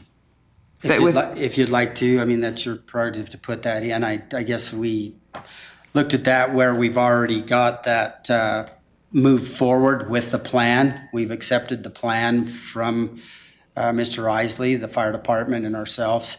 So I guess when the conditions are already met, we don't have conditions written in our report, and that's why he's handing that out. But we've come to that agreement, and the conditions are being met. Therefore, you don't see that in the conditions. Through a handshake. No, because they've already approved the plan. Oh, the overall plan. It's the overall Okay, plan and thank you. everything that's there. We've already done that, Jess. So with what he's asking for this preliminary plat, he's not asking for any extra density or anything like that with this. I mean, that comes with the zoning change. This is allowed under current code, the construction and things here. He's supplying the overall plan and how it's going to be connected to answer some of the concerns that were brought forward. But this is already totally within what it was zoned for. According to You're not Mr. asking Lewis, for yes. any exception. There's no special treatment, anything here. This is what it was zoned to be built at. According to Mr. Lewis, yes, on this particular part. The other rezoning is just to get to, we can get the open space to it and be Okay. contiguous with the zoning that moving forward. Okay. He's So what I'm hearing, let me make sure I understand this. The reason that you don't want to do a traffic study here is because you already know what the traffic study is going to say. It's going to say you need connectivity, you need additional roads. That is correct. And the only way to get additional roads, the city is not going to build out additional roads. There's no money to do that in the city budget. That's correct, and we don't So- build It's the private roads, property. and we don't Because build it's the all, roads. and we don't build roads on Typically. private property anyway, right? So the only way to get the connectivity from the bigger plan is to get this stuff built out so that the developer puts in the connectivity that you know the traffic study is going to demand that you have. That is correct. Okay. I understand that. Can you speak to the runoff situation and how that's handled in the city? One of the letters talks about this. Or is that a Matt question? No, I can Water. address that. I was just wondering, what letter are we looking at for the runoff issues? I'm It curious is, to let's what it is, what the see. issue is. I'm looking here. Have we looked at drainage? It's from the Christensens. Some of the housing is right above existing housing.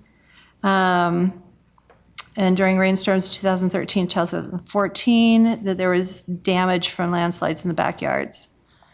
So, Okay, as far as drainage, we do have the Portland Valley Stormwater Design Manual. Okay. We do follow that within the retention and detention areas from the roadways and most of the impervious area from the homes, meaning the roofs and the driveways and so forth. Now, from the backyards, however, that's from one yard to another, depending on how they build their fences, their retaining walls, to flat ground, to slopes. And the city does not regulate between private property to private property. We take care of, make sure we're looking at the roadways. There are some road issues, I know, in development in certain parts. We are working hard to continue to get a handle on that, and within our ordinances that we have, and the manpower as we can get out when homes are being built or the subdivisions are being built, to make sure that the best management practices are in place so that we are mitigating any of the mud and so forth that comes down the roads and that. And I know that people look at that and the big trucks and stuff, but we ask them, they to call us if that's there. We try to talk to the contractor. We try to be on site at least once a week to the subdivisions. The other days of the week, we don't have the manpower to be there every day, 24 hours and 7. So we do try to get there once a week. We try to address that, have them bring up their brooms and so forth to be able to clean the road, the rock stabilized entrance and so forth. But again, back to possibly what that's looking off with drainage from backyards or from other private properties. We do not regulate that. We do not have a stormwater system in place to handle that. They're supposed That to be is going that is Yeah, they're between supposed to, landscapers and private property owners to mitigate their own runoffs and issues that way. And I would like to mention that Mr. Christensen's main complaint was at a time period between 2013 and 14, and that's when the stormwater manual was being refined and new things, like a lot has improved since then, so, Our one before that was a 2004. yeah. And so forth. So we are constantly, and we're also in the off the record, or not off the record, but off the side note, that we are actually moving into a relook at our stormwater that we're doing now, reevaluating it. It'll take us a couple of years as we move through that to fix different issues that we found and so forth for our area. But we are currently working on that, and it is assigned to an engineering group and team that we are working through. That's all the questions I have.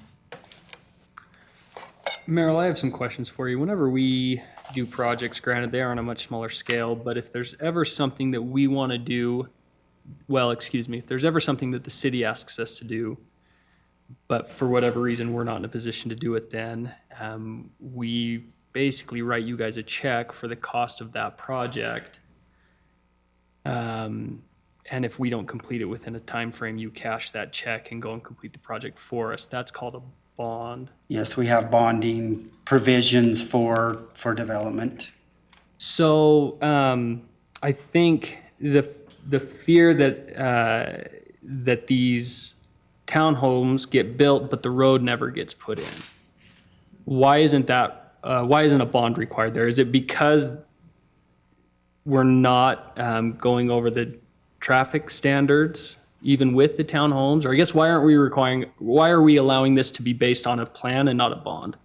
It's based on the plan, because that's what the fire department, and that's where we're talking about is the safety issue and so forth there. We're also talking, traffic, and it's been pointed out, and I've been up there at many different hours myself. I've been out there looking to where the school bus is and so forth to follow it down and the delay times. The reason it's not bonded for at this time, and it's just a plan, is because we're bound by what has been presented to us and what's given to us. Off-site infrastructure and so forth like that is determined based on the plan and their master plan as they move forward, such as High Terrace 3, and the sewer that's going to be put in off-site. There's no other way to do that other than to get that in. But the bonding is a city, and the way we're set up too in Pocatello is to require those bonds is not within our ordinances, our rules, or our guidelines that we have adopted. We have adopted the International Fire Code, and we are following that is with the plan and so forth. It does not talk about any bonding or anything like that within that code. But if we did a traffic study, it would be more than, say, fire truck access. Well, it would, but it wouldn't say that you'd have to bond. It just says that, yeah, you need But then we those- couldn't At that point, approve you it. need a We wouldn't secondary approve it because it access. wouldn't meet. Oh, we approve a lot of different things with traffic studies and stuff and says what we do. And then that also is put into a plan or capital improvement plans and so forth.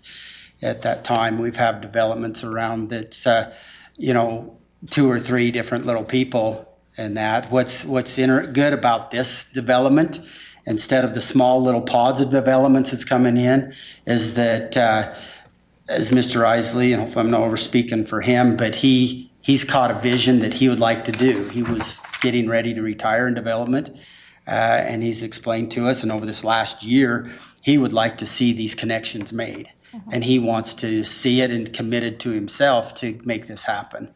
So to do that, again, we already know what the traffic study is going to say, but the traffic study is not going to say you need to bond for it, nor does the city have ordinances in place that says, oh, because a traffic study says you've got to put in another half a mile of road to make this connection at this time, is still not in place. We do not have them requirements. And most places don't, or you'll stymie development altogether. So, I'm sorry to interrupt. No. Doomsday scenario, the townhomes get built, road never goes in. At that time, if we, we all know what it's like to get on and off of Vista. I had a hard time getting off of it today, actually, as a matter of fact. Do we exceed the traffic count for that? Let's say that there's no other secondary access ever put in. That, I think we've established that at that point, the traffic counts would be, it would be in excess of the current traffic counts for Vista. We'd have to run the traffic counts, what's there and there, but what you're asking for is, if we did that, who's to say they're going to say that we're going to need secondary accesses and so forth there. But if you really was to do the traffic counts, you go to Salt Lake, you go to Boise, you go to these other areas and look at the traffic that they have, and they are just barely meeting the traffic counts for those size of roads. Again, with Vista the way it is with the commercial down below, there's no parking along there, and if there was to start to be parking, then we would probably restrict it. So the bottom half of that road is wider for emergency services to be able to get cars down one side, vehicles up the other, and so forth. So it's a little wider that way. And like I said, Doomsday, what are the counts? What are those thresholds? And when you dig into, that's why I said, when you look at volumes of roads, I've looked at many roads over the years, gone to the book that gives you the numbers, the formulas and that to run these numbers and what needs to happen there. And people are just thinking that live there, these extra cars are going to be just out of hand. For them, yes, it's going to be more traffic. When you run the numbers on a across the board a national standard, you find that you're well below what that road will actually handle. It's an inconvenience, no doubt. I don't disagree. There's times up there that it's an inconvenience. I'm there for 3 to 4 minutes and it seems like 10 to 20. But for those 20-minute segments, morning, afternoon, and so forth, you're going to be inconvenienced on those areas. And that's not just this end of town, but there's other areas of town too. The West Bench, there's roads just like this that is the same way. And this is not unique to just Vista Drive and moving forward with plans and so forth. Thank you. Okay, thank you, Merrill. Any other questions for staff at all? Okay. Besides the written correspondence we've received, has anything else been submitted? Nope. Thank you. So again, before I start the public testimony, I just want to remind you to state your name when you come forward and remember that you're addressing the commission. And you have a minute time limit. So at this time, I would like to invite anybody providing testimony supporting the application to come forward. Anyone uncommitted to the application?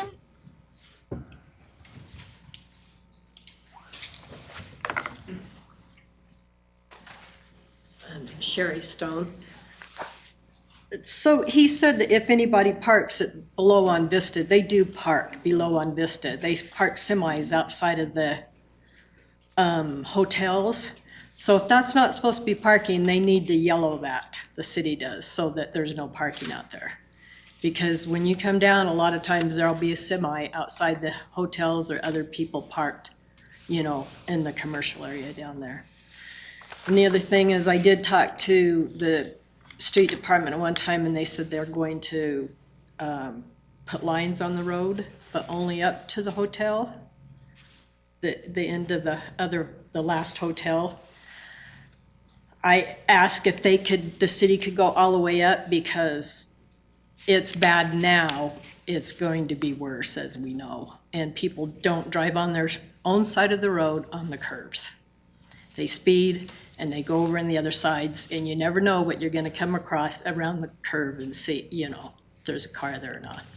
The other thing is I'm kind of mixed up because we're talking about 6 acres and 3 acres, but we talked about future planning. So, and then somebody said you're building High Terrace 3, but I think we're building High Terrace 1. Correct. So sorry for the confusion. We're just seeing the big picture helps us with our decision.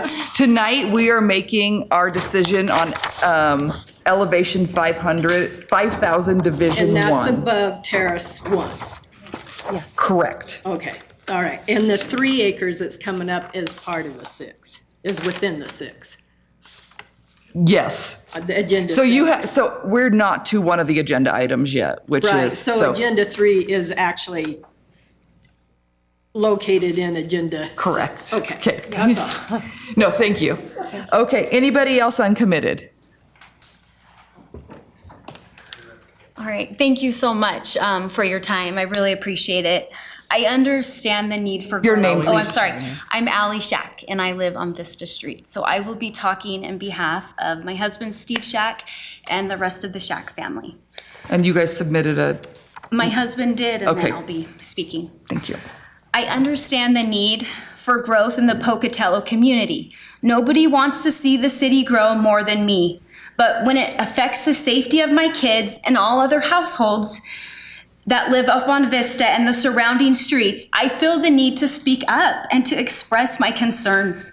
I am here to address the request by Bill Isley of B Street Investments of a zoning and map amendment. It has been brought to my attention that Bill Isley's plan is to add more housing in addition to his master plan he originally presented. This is very concerning. We are not opposed to growth, and we realize the need for affordable housing. Our concern is having only one exit out of our neighborhood, which already has over 100 residential homes, 8 townhomes, soon to be 4 hotels, 3 urgent cares, Farm Bureau that employs over 200 employees, Skyline Surgical Center, and various office buildings. With the current residential homes and businesses already located on Vista, the street presents safety concerns, particularly if emergency vehicles have only one access to the area. To add more housing to the area without another access not only jeopardizes the safety of the current residents and the people who visit the local businesses, but it also presents safety issues to the new residents who will move in. All we are asking is to have a separate 2-lane paved access road be put in before more housing development is allowed to happen. My hope is that the city will have the foresight to see growth happen the right way and take into account the safety issues that come with construction in an area that is already busy and has only one access point. To ensure the neighborhood safety and the safety of the many children on the street, I am asking before any further zoning changes are approved, we ask that the Planning and Zoning Commission deny or postpone this request until it becomes mandatory that a separate 2-lane paved access road be put in. Thank you for your time and helping me protect the things that matter most. Thank you. Anybody else uncommitted? Testimony by those opposed.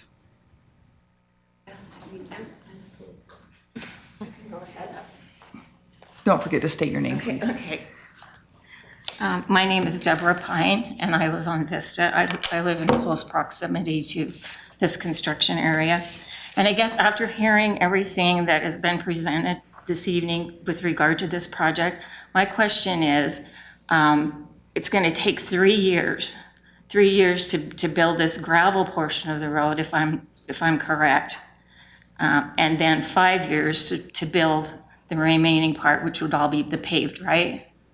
Or is it opposite? It's opposite of that, right?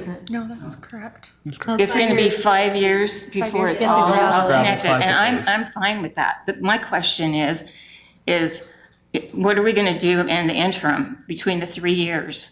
Because if we add more housing, and it's been stated through Idaho Transportation Department that most people drive at least 3 vehicles, and then you also need to count the amount of ATVs people have, their RVs, because we're in that residential section of Vista. And so if we have that much congestion and we have to wait 3 years, what's the plan? What if right now they're predicting that we're going to have a severe drought, and what happens if we have a fire this summer and we have no way to get out? If that fire occurred anywhere along Vista, we're trapped. And so that's a huge current concern for all of our neighbors in knowing, how do we get out? What is our disaster plan? Is there a disaster plan? Because I think we, as citizens of this community, we need to know our disaster plans, and that's a huge, huge concern. And because I envision, okay, what if somebody went up there during the 4th of July, or even if there's a lightning storm, that sets a fire, and we're caught up there with all that traffic and that one bottleneck. And we all know, if all of us have been through Center Street, we know how darn busy that is. So between all the people who drive up there through to the restaurants, the hotels, the gas stations, the people who are coming in from the interstate, and it's not going to get any better. But in effort to maintain public safety, we just ask that you rather than just approve this gravel, this 3-year plan, whatever this is, that we should have a paved road before any construction begins. Thank you. Thank you. Anyone else opposed?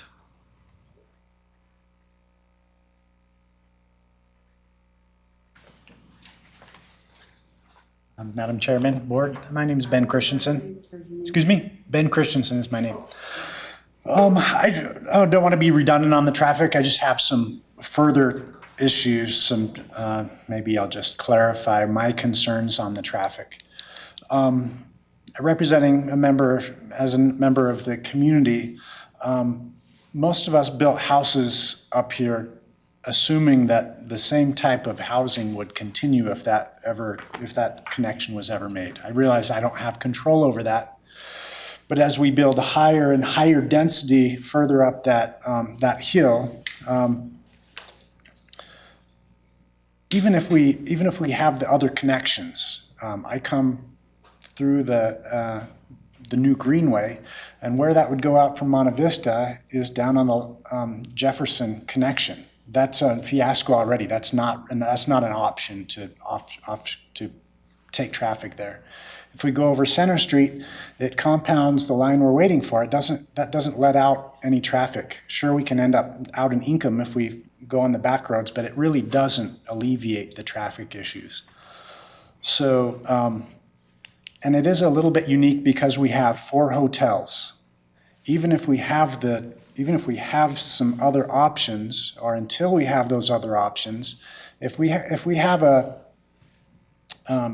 some kind of event or holiday where all of those happen to be full on a game, ISU game, or any event where all of those are full, if there's an emergency, that would be a huge emergency. We're not just talking about the homes, and that probably goes beyond just high-density housing up there, but we're already at a crisis situation. We're already at a very high risk because of developments in the room decisions that we've already made in this room. So those are my main concerns, is that So the extra avenues we're talking about don't solve the traffic problem, even if we create those. So maybe we shouldn't build more dense housing up there. So I'm trying to clarify. So you're saying it doesn't matter to you that there's a 3 to 5 year plan to connect all this because you don't think that's going to help anything? When I try to get out of that neighborhood, I'm waiting for the people on that road that we're connecting to. That's what I'm waiting for, is that line of traffic to alleviate. So we're just sending them around in a circle. So I don't think an expensive traffic study solves that. I just think maybe we should consider whether approving higher density housing up there and putting more traffic on the roads than we already have is a wise decision. So that's all. Thank you. Anybody else want to provide testimony opposed to the application? With no further testimony, I would, the applicant can rebuttal. I'm done. No. What? You knew that was coming. It all boils down to one thing: traffic. And you've heard the people that know traffic have told you that the road is built to handle the residential, the commercial, the traffic. The other issue is the fire. And there is no solution to the fire and no solution to the police. It's one thing if you have a fire, but there's a block on the road below and you can't get the fire truck around, or a policeman. So they're two distinct issues. The connectivity that the fire department requires and that they want to work towards is having two different ways to come in. The traffic, which is the most of the concern, there's some on the other, the traffic is the road itself. Where was the magic place we should have stopped, or it should have stopped? Should it have stopped in the first subdivision so none of these people would even lived there, because they all live in Sienna and way up high. Up high, you have much less traffic coming in front of your house than if you live down low on the road. Address the commission, please. Oh, I'm sorry. The fellow that spoke, he's wrong about the density, as you heard from Matt. The allowed density under the zoning of the land would allow me to put more houses than the number of townhouses I'm proposing. All through the whole thing, that's the same truth. I want to have more open space and fewer footprints of houses and fences. That's how I think the proper way to develop that mountain is. I can get density by going to 6,000 square foot lots or 8,000 square foot lots and sell them, and everybody builds a fence. I don't think that's the right way. Two separate issues. One is the traffic, and the road handles the traffic. And I've been up there many times, and there are times it's inconvenient. But as Merrill said, it isn't nearly as bad as it is in many other areas in this very town, let alone other towns, which that's what they take into account when they're looking if a road needs to be bigger or it has too much traffic on it. We don't have near the congestion in this town, and particularly up here, that we have other places. We don't have near the congestion they have on the next exit up. So I don't want you to, it's an approved development. I'm the first person that's come forth with a plan. The plan is I will get the road over to center halfway finished and paved within 3 years. The rest of it will be gravelled, and that section will be paved within 5 years. So 5 years from now, the whole thing will be paid. That's a heck of a lot faster than the 45 years that it's been sitting there waiting to happen. So I can make it happen. I want to make it happen. And heck, I've developed that whole mountain, or almost all of it. I did all of Tuscany Hills and the hotels, et cetera, et cetera. It's a pretty nice place. And it's going to continue to be. And we will get other connected points. But there's not anywhere in town, or maybe in the world, that it's just perfect. You can leave whenever you want and you get where you're going and you don't have to wait for 3 cars and you run right on through and you stop the stoplight and then you're through. That doesn't happen. And the more people we're going to get in our valley, which we are going to get more people, there is no question about that, the more we're going to have some traffic and the more irritation we're going to feel when we're behind the wheel. That is just accurately true. Thank you. So let's not talk about inconvenience. Let's talk about safety. Okay. And you've come, and safety as far as getting a fire truck, getting an ambulance, those kinds of things. Yes. You've come to us for so many of these subdivisions, and every time the complaint is the road, the road, the road, the road. I don't think that's true. Well, it is, the access. And so within 3 years, there will be a full connector road for emergency access, Yes. correct? Can you do it sooner than 3 years? What's holding you back? I can't, and let me correct one thing. I didn't even own that property until 2 years ago. I couldn't have built the You road can be if I wanted nice to. to us, we're volunteers. I'm We're trying to help be. the entire community. Yeah, I am. How do you turn this on? Brady? I need him to turn on. The cam's got to come out and whatever he does. Whatever he does. He's got the button. Anyway, go on. It's ready now? It'll go. Okay. There it is. Maybe I should hang on to the remote. Just, you show me what button to push. Thank you. Hey. Hey. I don't have control of their power down, but when it comes out, it'll click. It's coming. Yeah. It takes a minute for the bulbs to light up. We have a picture in front of us also. Okay. All of, okay. It'll brighten up, I think. All of this area down here was Tuscany Hills. Right. We developed that whole thing. It took almost 20 years to develop it, and we developed it as fast as we could. All of this, and this, all of that was owned by Empire Investments. I got control of this little tiny piece 2 years ago. I had no way, our land stopped here, and it stopped here. There was nothing we could do to put a road any further. Starting 2 years ago, when I got that piece and took options on this, and then I figured out, and they wanted me to buy that, so I did, I could see how the road systems go through the whole area. That was 2 years ago. So I apologize for getting a little bit, but I'm there developing this for 20 years. I've owned this for 2, and I got a plan to get the road through in 3. And, you know, I think that's a good thing. Now, some people don't even think that if the road goes through, they're still opposed to it. I don't think the city is. I know they're not. I don't think the fire department is. I know they're not, or the police department, or the staff. This is a good place to develop. If you look at this, this is actually, the whole thing is an infill. You've got all of that developed, all of this developed, all of this developed. You've already got water and sewer and roads and access to it, and it's right close to getting onto a freeway.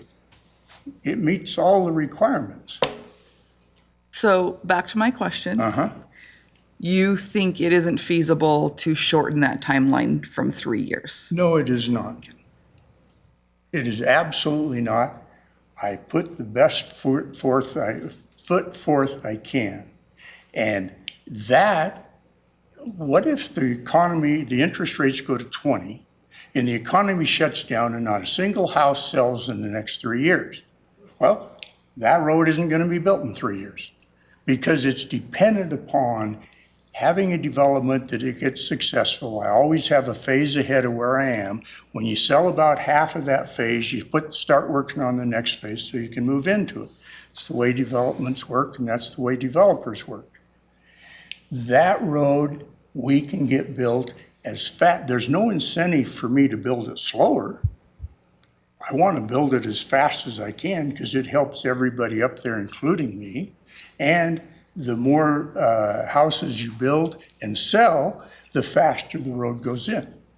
Could it be, if it was 3 years ago, it probably could have been done in 2 years because everything you built sold just like that. But right now, it's going to be slower, and that's just kind of the reality. I will get that road from there to there as fast as it can be done.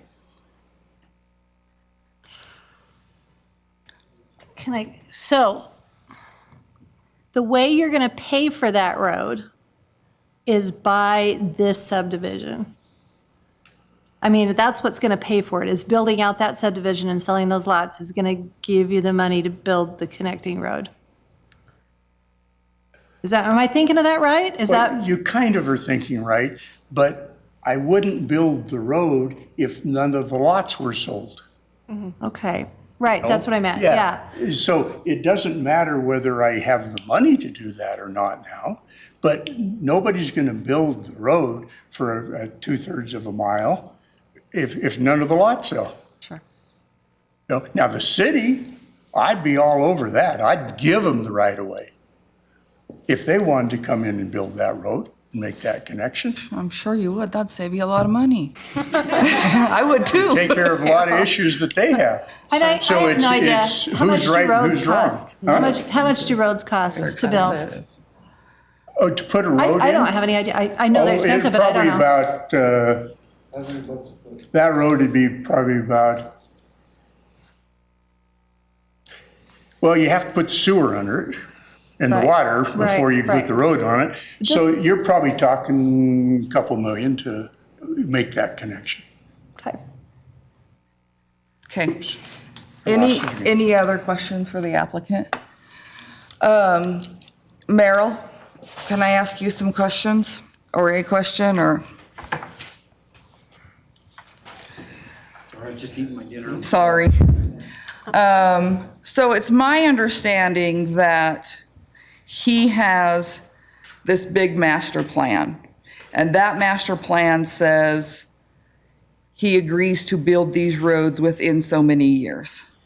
And so I feel like tonight we are approving this preliminary plat based on the fact that this road will get built in the next 3 years. Yet from what he just said, Economy pending. then the road won't be in there. That is correct. That's the plan. I mean, that's why it's a plan there. We don't have bonding. We don't have capacity or impact fees in this town.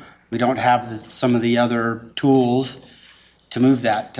We've tried to get impact fees for many, many years that I've been here, and that has not passed through our elected officials and so forth, and never got that far. So that's why it's a plan to move forward.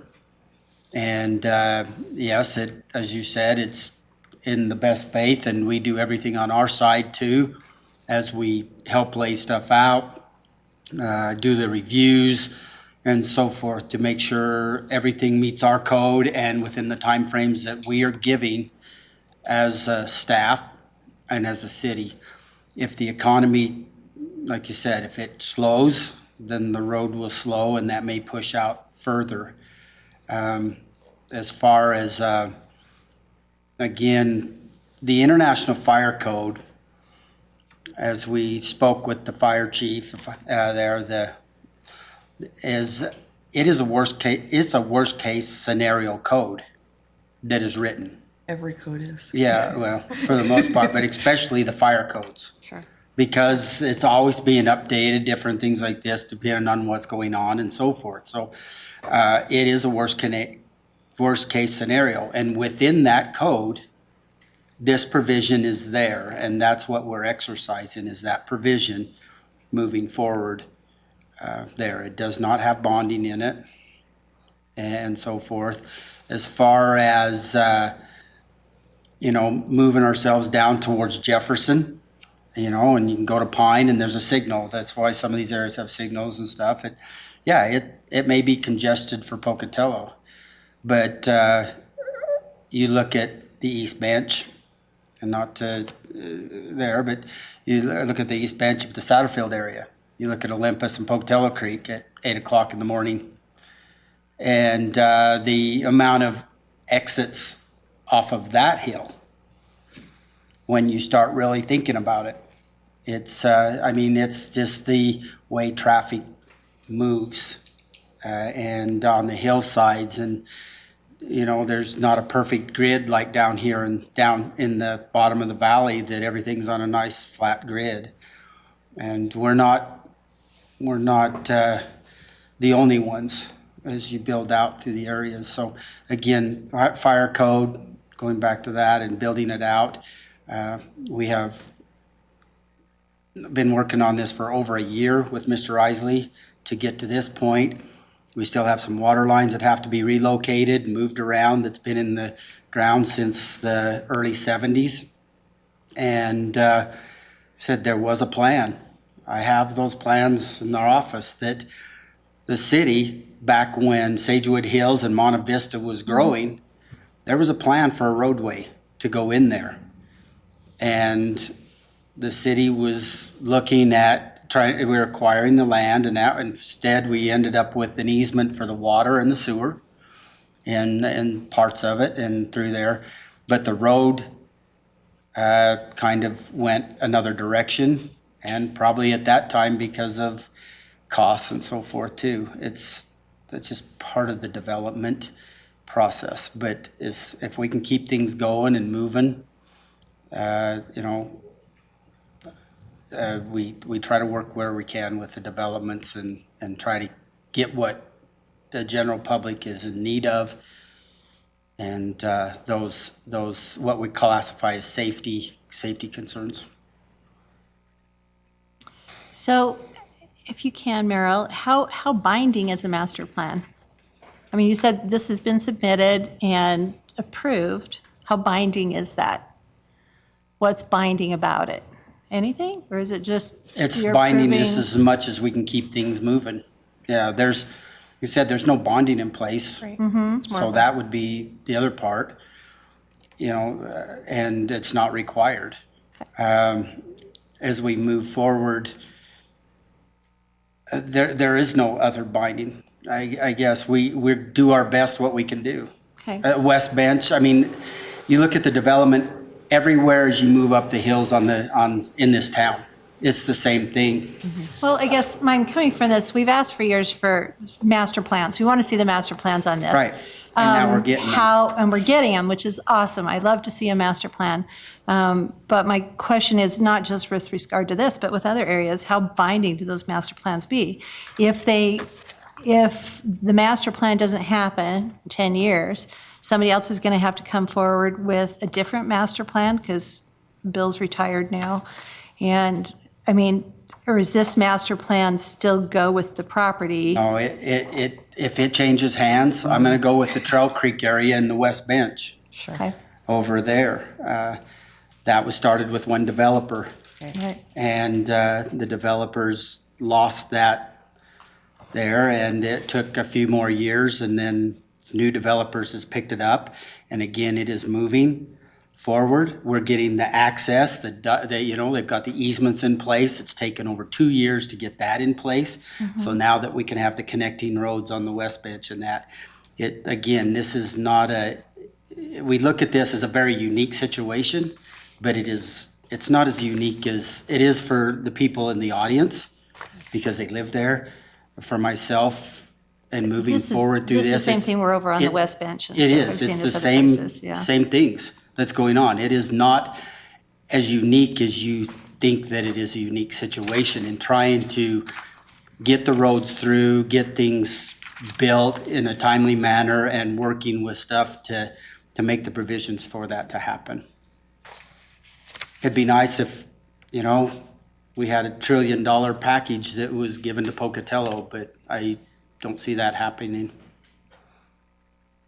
Is there, okay, up at the top of Center Street where it is now, there's a road stubbed in. It's Apex Road. Okay, is that, I'm trying to remember originally it was going to go around and back of that crest. It and connect was. over to. It was, and that property has been sold and to another developer.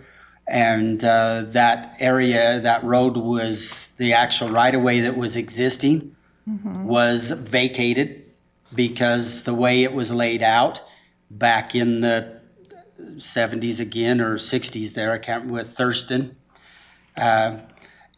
was laid out on flat paper, not on the terrain that's there. So it was vacated with the condition, as that develops, a new right-of-way will be put in place that will go over to Buckskin. Over to Buckskin. Over to I thought, Buckskin. I remember because that was. So that is an agreement that's in there with the vacation agreement that was done with the new developer that owns the property now.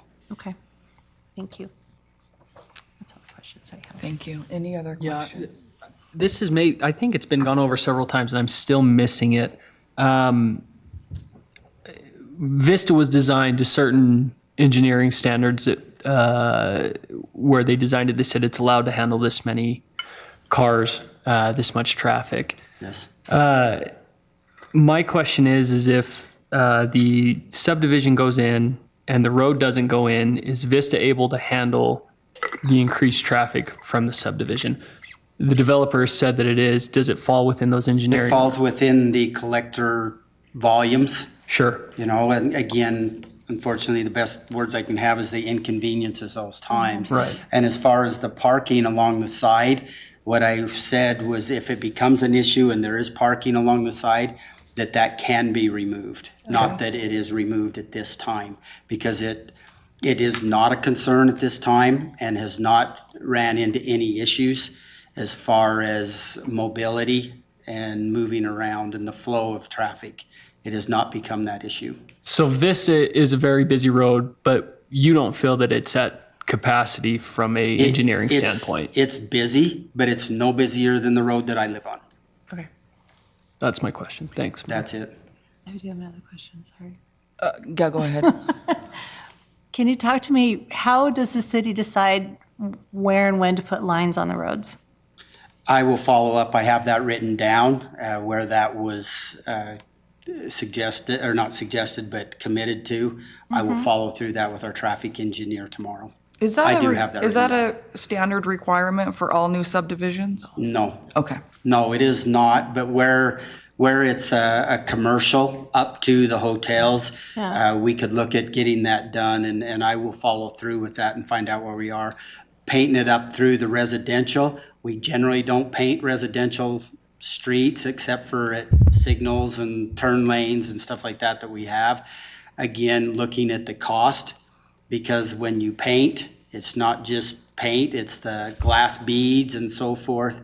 And the cities do not have budgets to paint residential streets all over their town and different things like that. Mine's But not painted. I will follow up to the commercial Vista, part. to the commercial and the Okay. collector portion as it's stated right now. I will follow up with that tomorrow. Okay, thank you for that. Mrs. Stone will have a question for you after this regarding that. Okay. So we keep talking about the capacity of Vista, but are we looking at, we need to be looking at the capacity of that intersection of Vista and Center, right? Yeah. So we can also, we, a few years ago, because of the traffic up there to put in, we've put a signal at Hospital Way and on Center. and that too, to, space that out. It gives the breaks. Again, at the peak hours, the breaks are minimal. There are some other things that we are looking at with the signal on Hospital Way and that, but again, it's in the capital improvement plans that takes budgeting and so forth as we move forward with our comprehensive signal plans and what we're looking at. So that is in a capital improvement project listing that as stuff starts building out more and more, that you'll see some stuff comes in and as it gets budgeted for. Oh, I'm thinking of what has happened in other areas where there's intersections. And like on Jefferson, because I live near that, we ended up, there's a barrier so that you can't turn. But there's no other way to get in there. No, well, no, but there is. You have to go down and around a block and come in so that you're not turning across traffic. That's the kind of things that you put in where, because you can't put a signal in there on, I'm thinking about on where Monte Vista dumps out onto Jefferson. There's not, the same kind of situation. You can't have signals back to back by that. So the city solution is to put a barricade across so that it directs traffic only in one way. That's one of them. I don't know what other. I don't know if that one would work in that case just because of the situation where we are. We could block it. What if there's a secondary too, access? if there's secondary access and go up around center and that at that time, once we get that secondary access, I guess we could remove the left-hand turns on Vista, but So I'm going to nobody's say gonna like that. it's not our job tonight No, to that's solve all of that. As we move forward, we will Well, be. because it sounds like the concern is actually not the street. The concern's the intersection. Yeah, at those that's the particular concern. peak hour times. Okay. But again, the intersection is not at capacity either. You mentioned these things we can look at to lower the amount of inconvenience that the current residents have, but from an engineering standpoint, we haven't exceeded that intersection. At that time, no, it backs it up for those peak hours. Great. Highland High School's another one. You look at the high schools and Yeah. for 15 minutes, everything is so booked. But you look at the traffic cameras, you watch the flow. We have a terrific traffic center that we're able to watch that and monitor that all the time. And within that 15 minutes, there's no problems the rest of the day except for those two 15-minute slots up on Olympus and Fairway and Bench. Same thing. Again, we have these places we're monitoring all over town. Olympus and Pocatello Creek. Same thing. All right. Okay, thank you very much. I would like to entertain a motion. I move to approve the Elevation 5000 Division 1 Subdivision Preliminary Plat application from Bill Isley of B Street Investments LLC, finding the application does meet the standards for approval under Chapter 16.20.050 of Pocatello Municipal Code with the conditions listed in the staff report, including the condition that this is conditional upon approval of the rezone and agenda item number 7, and to authorize the chair to sign the findings of fact. Is that right? Can I have you read the ad? That this is conditional upon approval of the rezone in agenda item 7. Because this plat, okay, I second. Any discussion? so I am, if Mr. Isley had come forward building this out with what's actually allowed, all of the beautiful parts of that area would be gone. It'd be gone. He would take out, it would all be graded, the junipers would be gone, there'd be no paths, he would be all developed, there'd be no access through all of it. And I love the open space aspect of this. I love that this is townhomes, which means that there's not yards extending down into gullies with white fences around them. I appreciate that as someone who really appreciates open spaces, and I do appreciate that in this.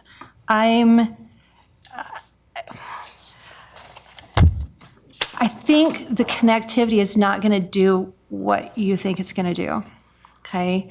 Because this connectivity that's in this bigger plan, I like it. From a planning perspective, I'm in favor of the connectivity. But what happens with the connectivity is that people will come from Monte Vista, down Vista. There'll be increased traffic, dodging the go-around. This will actually, there'll be more flow of traffic, which is good, but you're having the increased capacity in things. This is, so I'm just saying, just be careful what you wish for, because sometimes you get, people are gonna take this as a way around. Okay, because they can, and that's what connectivity does. It gives us ways around. It gives us the options to do those things. Nothing that he's asking for is not allowed currently under code. It's not. The traffic, the street is built to handle this traffic. I know there's a wish list, but we can't require people to build roads, unless it's developed. We don't require them to build roads that aren't tied to development. And we don't have the ability to do that with our current code. So I am thrilled that 73% of this is open common areas. I think that's a really good scenario because it could be not that way, so. Anyway. See, and it's our job to, we don't have to like it. It's our job to say if it meets code or not. And I don't think it does, because I think it is going to produce over the number of peak traffic, peak hour, 100 peak hour traffic, whatever it is. And so if you get, that requires a traffic study, you get the traffic study, and the traffic study is going to say, you need another road in here. And if we're saving him money on not doing a traffic study, then why can't he build a little bit more of the road a little bit sooner? There's nothing binding. So I'm pretty sure when he spoke to us about all the other subdivisions that were approved, they were approved on the basis that this connectivity was going to go on. And then tonight, it's pretty much says, yeah, it is true. We approved it. I voted yes, understanding that I was approving it based on that this road was going to go in. So that was my understanding. So yes, that is true. It's my understanding. So, and then, so then we find out, well, no. You know what I mean? And even if he sells all of these, he still doesn't have to build it if he doesn't want to. So. I thought the same thing. That was my line of thought, at which prompted my question to Merrill. But my understanding from Merrill is that even with the neighbor or the proposed subdivision going in, the road and the intersection will be able to handle the increased traffic. But I'm talking fire access. Okay. So, and sorry, Merrill, we may have to. So I know we're supposed to get rid of that memo, but that's in there. What does fire code say as far as increased number of houses and having 2 accesses for a fire truck? Inconvenience, I'm inconvenienced all the time. I have to get onto Highway 30 off Philbin every morning. I'm glad they put a light in there, but I know I'm putting you on the spot. Yeah, because I'm not 100% on the fire code there. I work with the fire code constantly with the fire marshal and so forth. But it's my understanding, and from what we've researched, is that if it's over 30 lots, there is a provision, as long as there is a plan in place for the connectivity as you have in front of you, that the International Fire Code will allow the more units to be built as it goes through. Again, as you get up, you look at Vista up to the hotels, that with the minimal parking that is there most of the time, there is no problems. You get up into the subdivision and it's a little bit more harder to maneuver because of the way people park. Some of them are parking further than 18 inches away from the curb and so forth. But again, as the fire marshal has talked with his boss and with the chief, they feel the best way moving forward with the International Fire Code is to have this plan in place and move forward. Because if we say no right now, we just stopped it and you're stuck with what you have. We could say yes with some conditions Yeah. as well. You know, I mean, it doesn't. I mean, you can put the conditions, I guess, and I mean, that's your prerogative, what you're making recommendations to the council. Again, if the conditions get too stringent, again, I've watched this over 34 years of doing this position. After so much, they'll just say, okay, well, we're done. You put that many conditions on, we'll stop it anyway. It's their private property. They'll just hold it till and somebody else wants to buy it and move forward. And I've watched that several times. I have a over the years. couple fairly legal and technical questions. So if you do not feel like it's your capacity to answer these, please just say that. But in the International Fire Code, is that a law that we are required as a city to follow? No. Or it's a code that we choose to follow? We choose to adopt it. Okay, and But we've then, adopted it, so now it is law that we kind of follow. It is law that we follow it, Okay. and we are following. that's great. And then that leads to my second question, which is, and we might need to actually see the International Fire Code to answer this, is the wording in that there will be a plan, or is the wording in that there will be a legal binding agreement for a roadway? I've never. Because that would been be told a that agreement completely yet. different, It is two different things, but I've never seen an agreement. And part of that is part of it is because of ownership of properties. sure, I know that our chief yeah, and so forth has been in, I have not been in those meetings, but they have been in with our legal department on these issues. You've seen one tonight again, and we went to the city council, a prior subdivision, where there is no options right. and so forth. I mean, they have been in with our legal department. I will follow through to see if, to your question, it's a good point, but everything from the discussions and the meetings I've been in with the fire department, Right. it does not say there has to be a binding agreement, doesn't say anything that there has to be bonding. It doesn't even classify And I- timeframes. I can see that, and It I can just says a understand that there plan. wouldn't be an agreement with a private landowner. I just, to Chanda's question, I just wondered if, what that But there is. distinction was. There'll be a surety bond on this until it's built and done, correct? On this subdivision? No, unless he chooses to record the plat last, there's no bonding Okay, requirements okay. there. And that's That's where- typically how most of our subdivisions are done, is that we give them their option. If they want to record the plat and sell lots early, they can bond for 1.25 Okay, thank you for times. clarifying that. So, Thank you. So here's my main, this is beautiful, this is lovely, I can see. Yeah. I mean, this would be so awesome for our community. And I honestly don't care about inconvenience. As we grow, I mean, they've been Happens. mentioning bigger cities and people are always like, oh, we have to drive there. We just know it's an inconvenience. Here's my thought. We approve this. He builds. This road does not get built within 3 years. There's a fire, somebody loses their house, somebody dies, and I say, oh crap, I approved that. Yeah. That's where you know what I mean? That's where I'm standing. Because I see, like, how much do we approve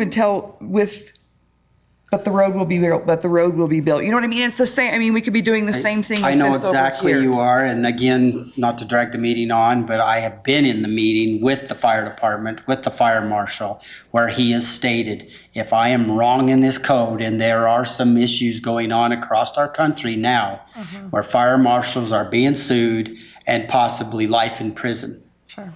He has gone through this code, he has gone through it with the legal department, and he feels confident he is making the right decision to where he is not going to end himself up in prison.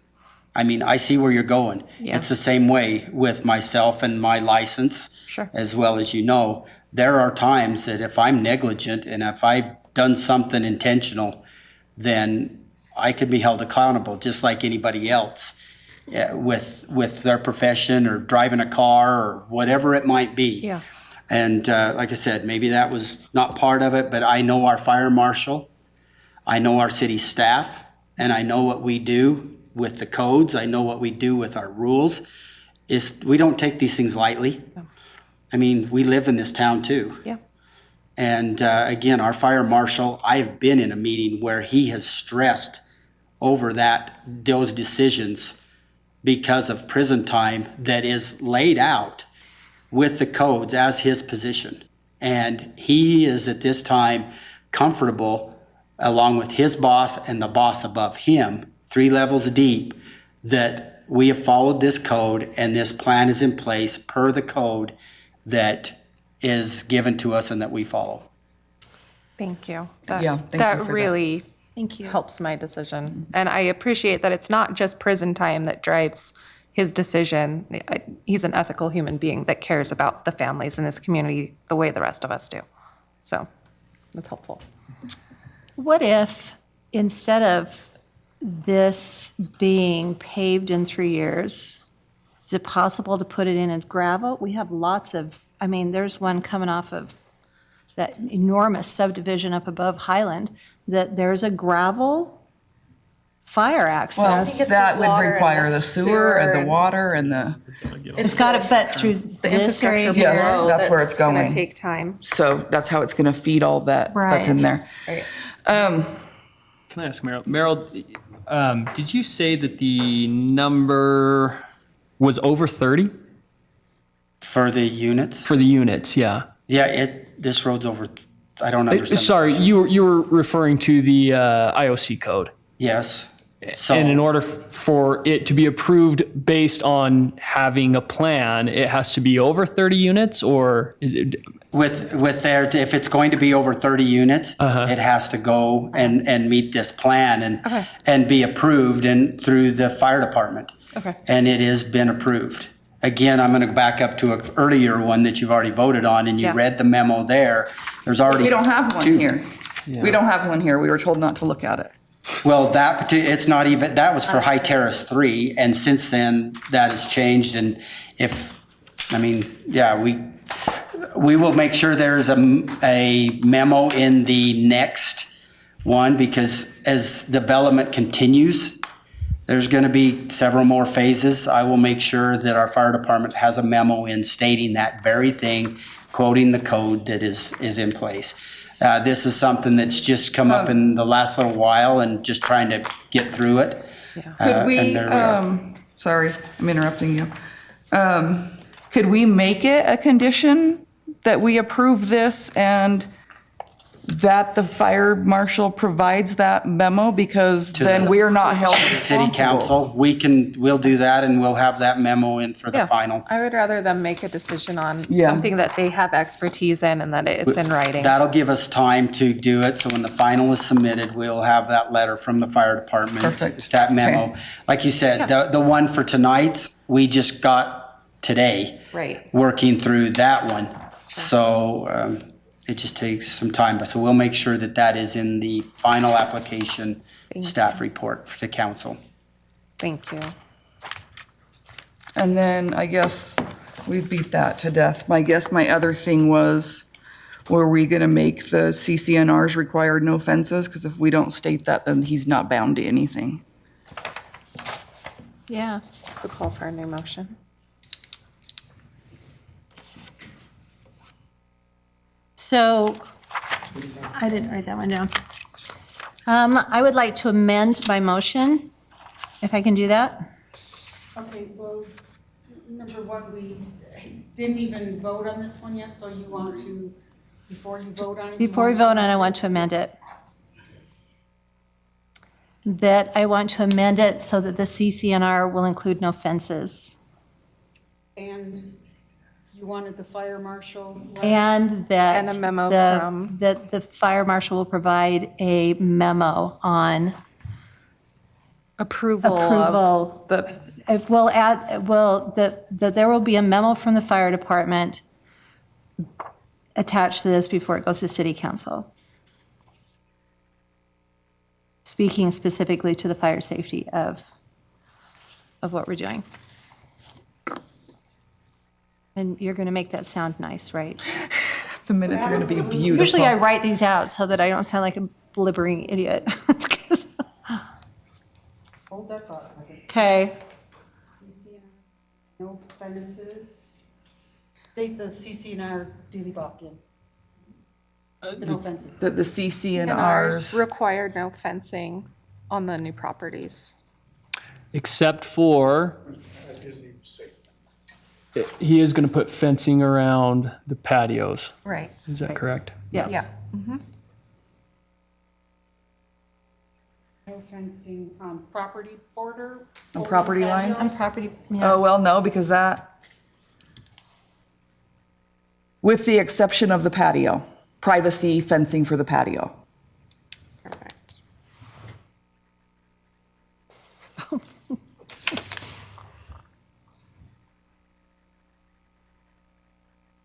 Ooh, okay, can I repeat this? And, Yes. yes, Okay, so we're gonna approve the da-da-da-da, up until conditions in the staff report and add the condition, hang on. Approval of the rezone. Did we get rid of the removal of number Nope, seven? it's still No. there. It has to It's be still there. It has to be there. Okay, number 7, and add that the fire department provide a memo on the fire safety, and add that the CC and Rs require no fencing on property lines. take out property lines, please. With the exception of,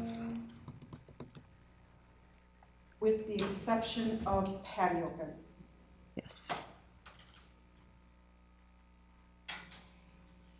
Okay, I have a motion. that was by Hewlett again, It was indeed. or the amendment? I just want a little bit more discussion, if that's okay. I love the master plan, with all its being connected into several different places. I think that's great. I absolutely think it needs a secondary point of access.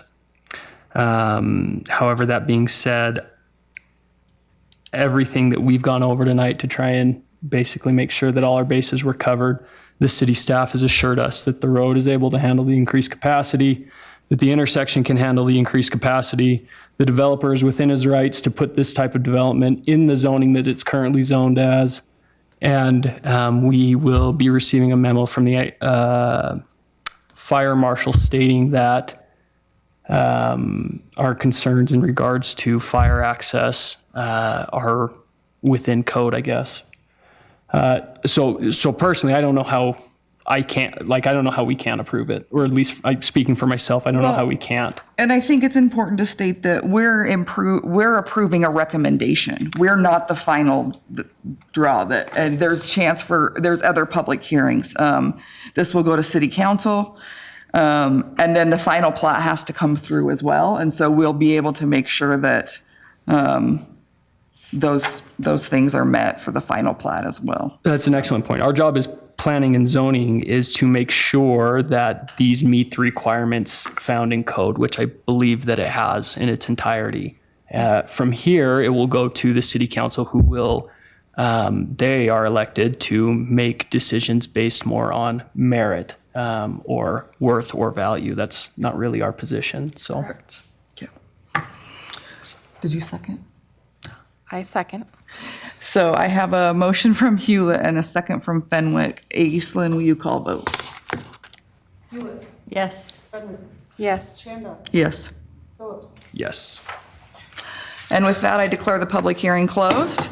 And we are going to take we'll be back here at 20 after, and we will do the last agenda item. We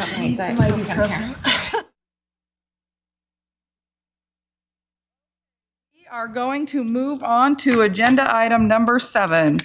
Public hearing, zone map amendment, file 22-1424. This time has been set aside for the commission to hear comments from the public regarding a request by Bill Isley of B Street Investments LLC represented by RMES for a zone map amendment application to rezone property south of Vista Drive and north of La Valle Strada from residential estate to residential low density with a comprehensive planned use designation residential. I will declare the public hearing open, and at this time I would invite the applicant to come forward. Bill Isley, 2227 East Center Street, Pocatello, Idaho.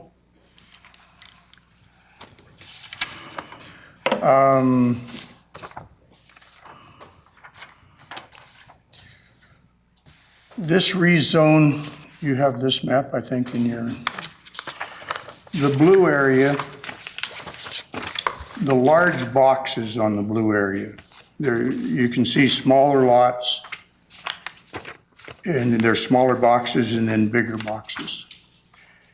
The bigger box blue area was the very first development I brought before this commission on this property that lies across the top of the mountain. Always before, for 20 years, I brought developments in and built all of Tuscany Hills Planned Unit Development, which was commercial, residential, multifamily. And that came in probably 15 different phases and plats over a 20-year period before it was finished, and it is now 100% built out. I have staying power, always have had. That was through 2007 and 8 when a lot of people went broke. This blue plat, which was HT1 and HT2, High Terrace 1 and 2, were the first pieces I brought before this commission. It was approximately 2 years ago, and it was the first pieces of ground that any reference at all was ever made to this road was going to connect across the top, because I did not own the property. I had no way to make the roads connect. Never once did I say, yes, this road's going to go over the top, it's going to go here, it's going to go there. That is not the case. When I came in with this first High Terrace 1 and 2, I still didn't own the ground, but I had thoughts about getting an option. So during that process, I got the option. That's when I started working on how that road could go through. That road will be built without a bond, without a condition. Is this about the rezone? Yes, it is. And I have 10 minutes. That road will be built on the time frame I said, 3 years and 5. If the economy crashes and it can't be built, then it won't be built. But if that happens, there'll be no more traffic on the road either. So it's all the same thing. This is approved. It meets every single requirement by the staff, everyone. It is also not the job of the CDC to get into the fire marshal's job. They give that under the International Fire Code to one person to make those calls and those decisions. Not everybody to second guessing. If he's comfortable with the plan, it's done. And that's the truth.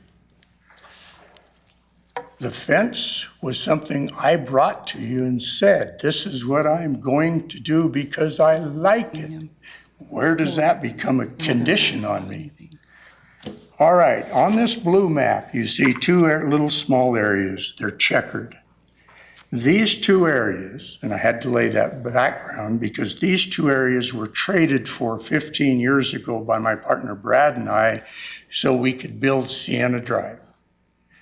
Sienna Drive has a little bit of property from Empire, and we traded them some other properties that would be good for them in the future when they develop their property. Never knew I was going to be the one to buy it and I was going to be the one to develop it. When these two property pieces were traded, they came into the city in what the city calls it is a holding zone. They stuck it as RE because they didn't know anything else, and Empire didn't ask for a zone.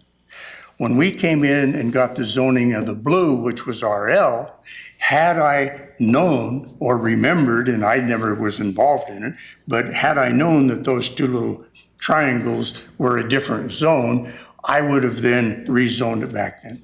It's called a holding zone. They're all by themselves, and they need to be changed to RL.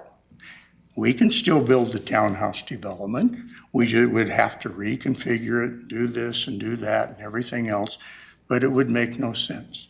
So I'm asking that you approve the rezone of those two triangles to RL from RE, and I believe it meets every single requirement that the city in any of their codes has for approving a rezone request. That, with 5 minutes left, I'm finished. Commission, do you have any questions pertinent to the rezone for the applicant? I don't. No. Okay. At this time, I would like to invite staff to come up.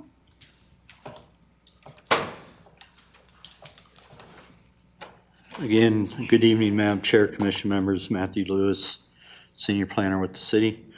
As noted, Mr. Isley has submitted a zoning map amendment to rezone a 2.47 acre parcel as well as an 0.58 acre parcel from residential estate to residential low density. These subject parcels are located south of High Terrace Division 1 subdivision and are part of the proposed preliminary plat referred to as Elevation 5000, which was just considered. If single-family residential homes were under the RL designation were proposed, a total of 28 homes may be possible. The pending plat that we just looked at has 24 with common area. The lot sizes are smaller in light of the density bonus being utilized and noted within the preliminary plat. Notice was published in the Idaho State Journal, and a sign was posted near the subject property on May 24th, 2022. All property owners within 300-foot radius of the external boundaries of land being considered have been provided notice of the public hearing in order that they may provide comment. No written comment from the public hearing has been received, at least with the zoning part of it. In consideration of the application, staff concludes that the proposed zoning map amendment is compliant with Pocatello Code Section 1702.170 with conditions as outlined in the staff report. That concludes my presentation. Thank you. You have a question? Yes. So as I look at this, what is the zoning of this green one that's right there? That's the existing RE zone? Yeah. Okay. So the applicant said that these were zoned RE because it was a holding zone, is that? I'm not sure what Bill's referring to as a holding zone. It's just that they're zoned RE. Okay. And to get the density and with the open space and so forth, those parcels are needed to be rezoned. Okay.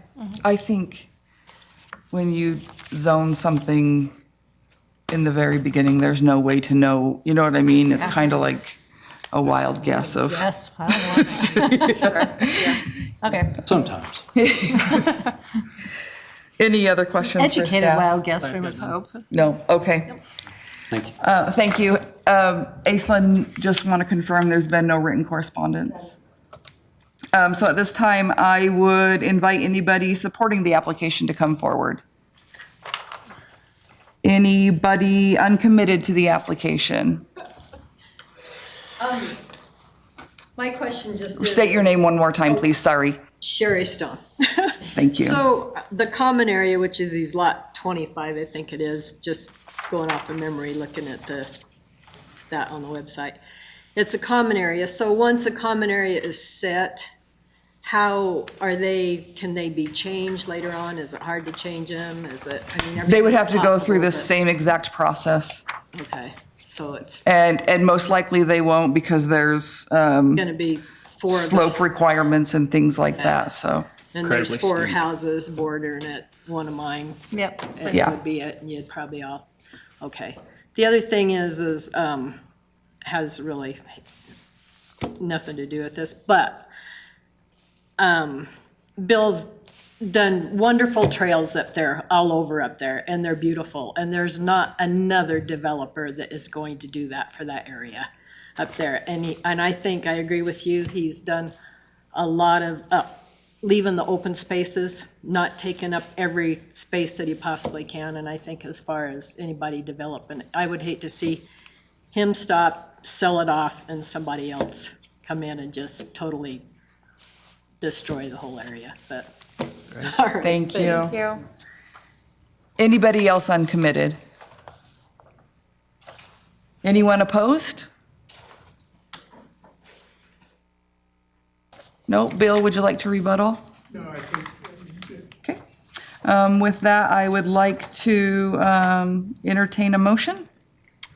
I move to recommend approval to City Council the zone map amendment application from Bill Isley of B Street Investments LLC to rezone property located south of Vista Drive and north of La Valstrada, south of High Terrace Division 1 subdivision, from residential estate, RE, to residential low density, finding the application does meet the standards for approval under Chapter 17.02.170 of Pocatello City Code with the conditions listed in the staff report. A second.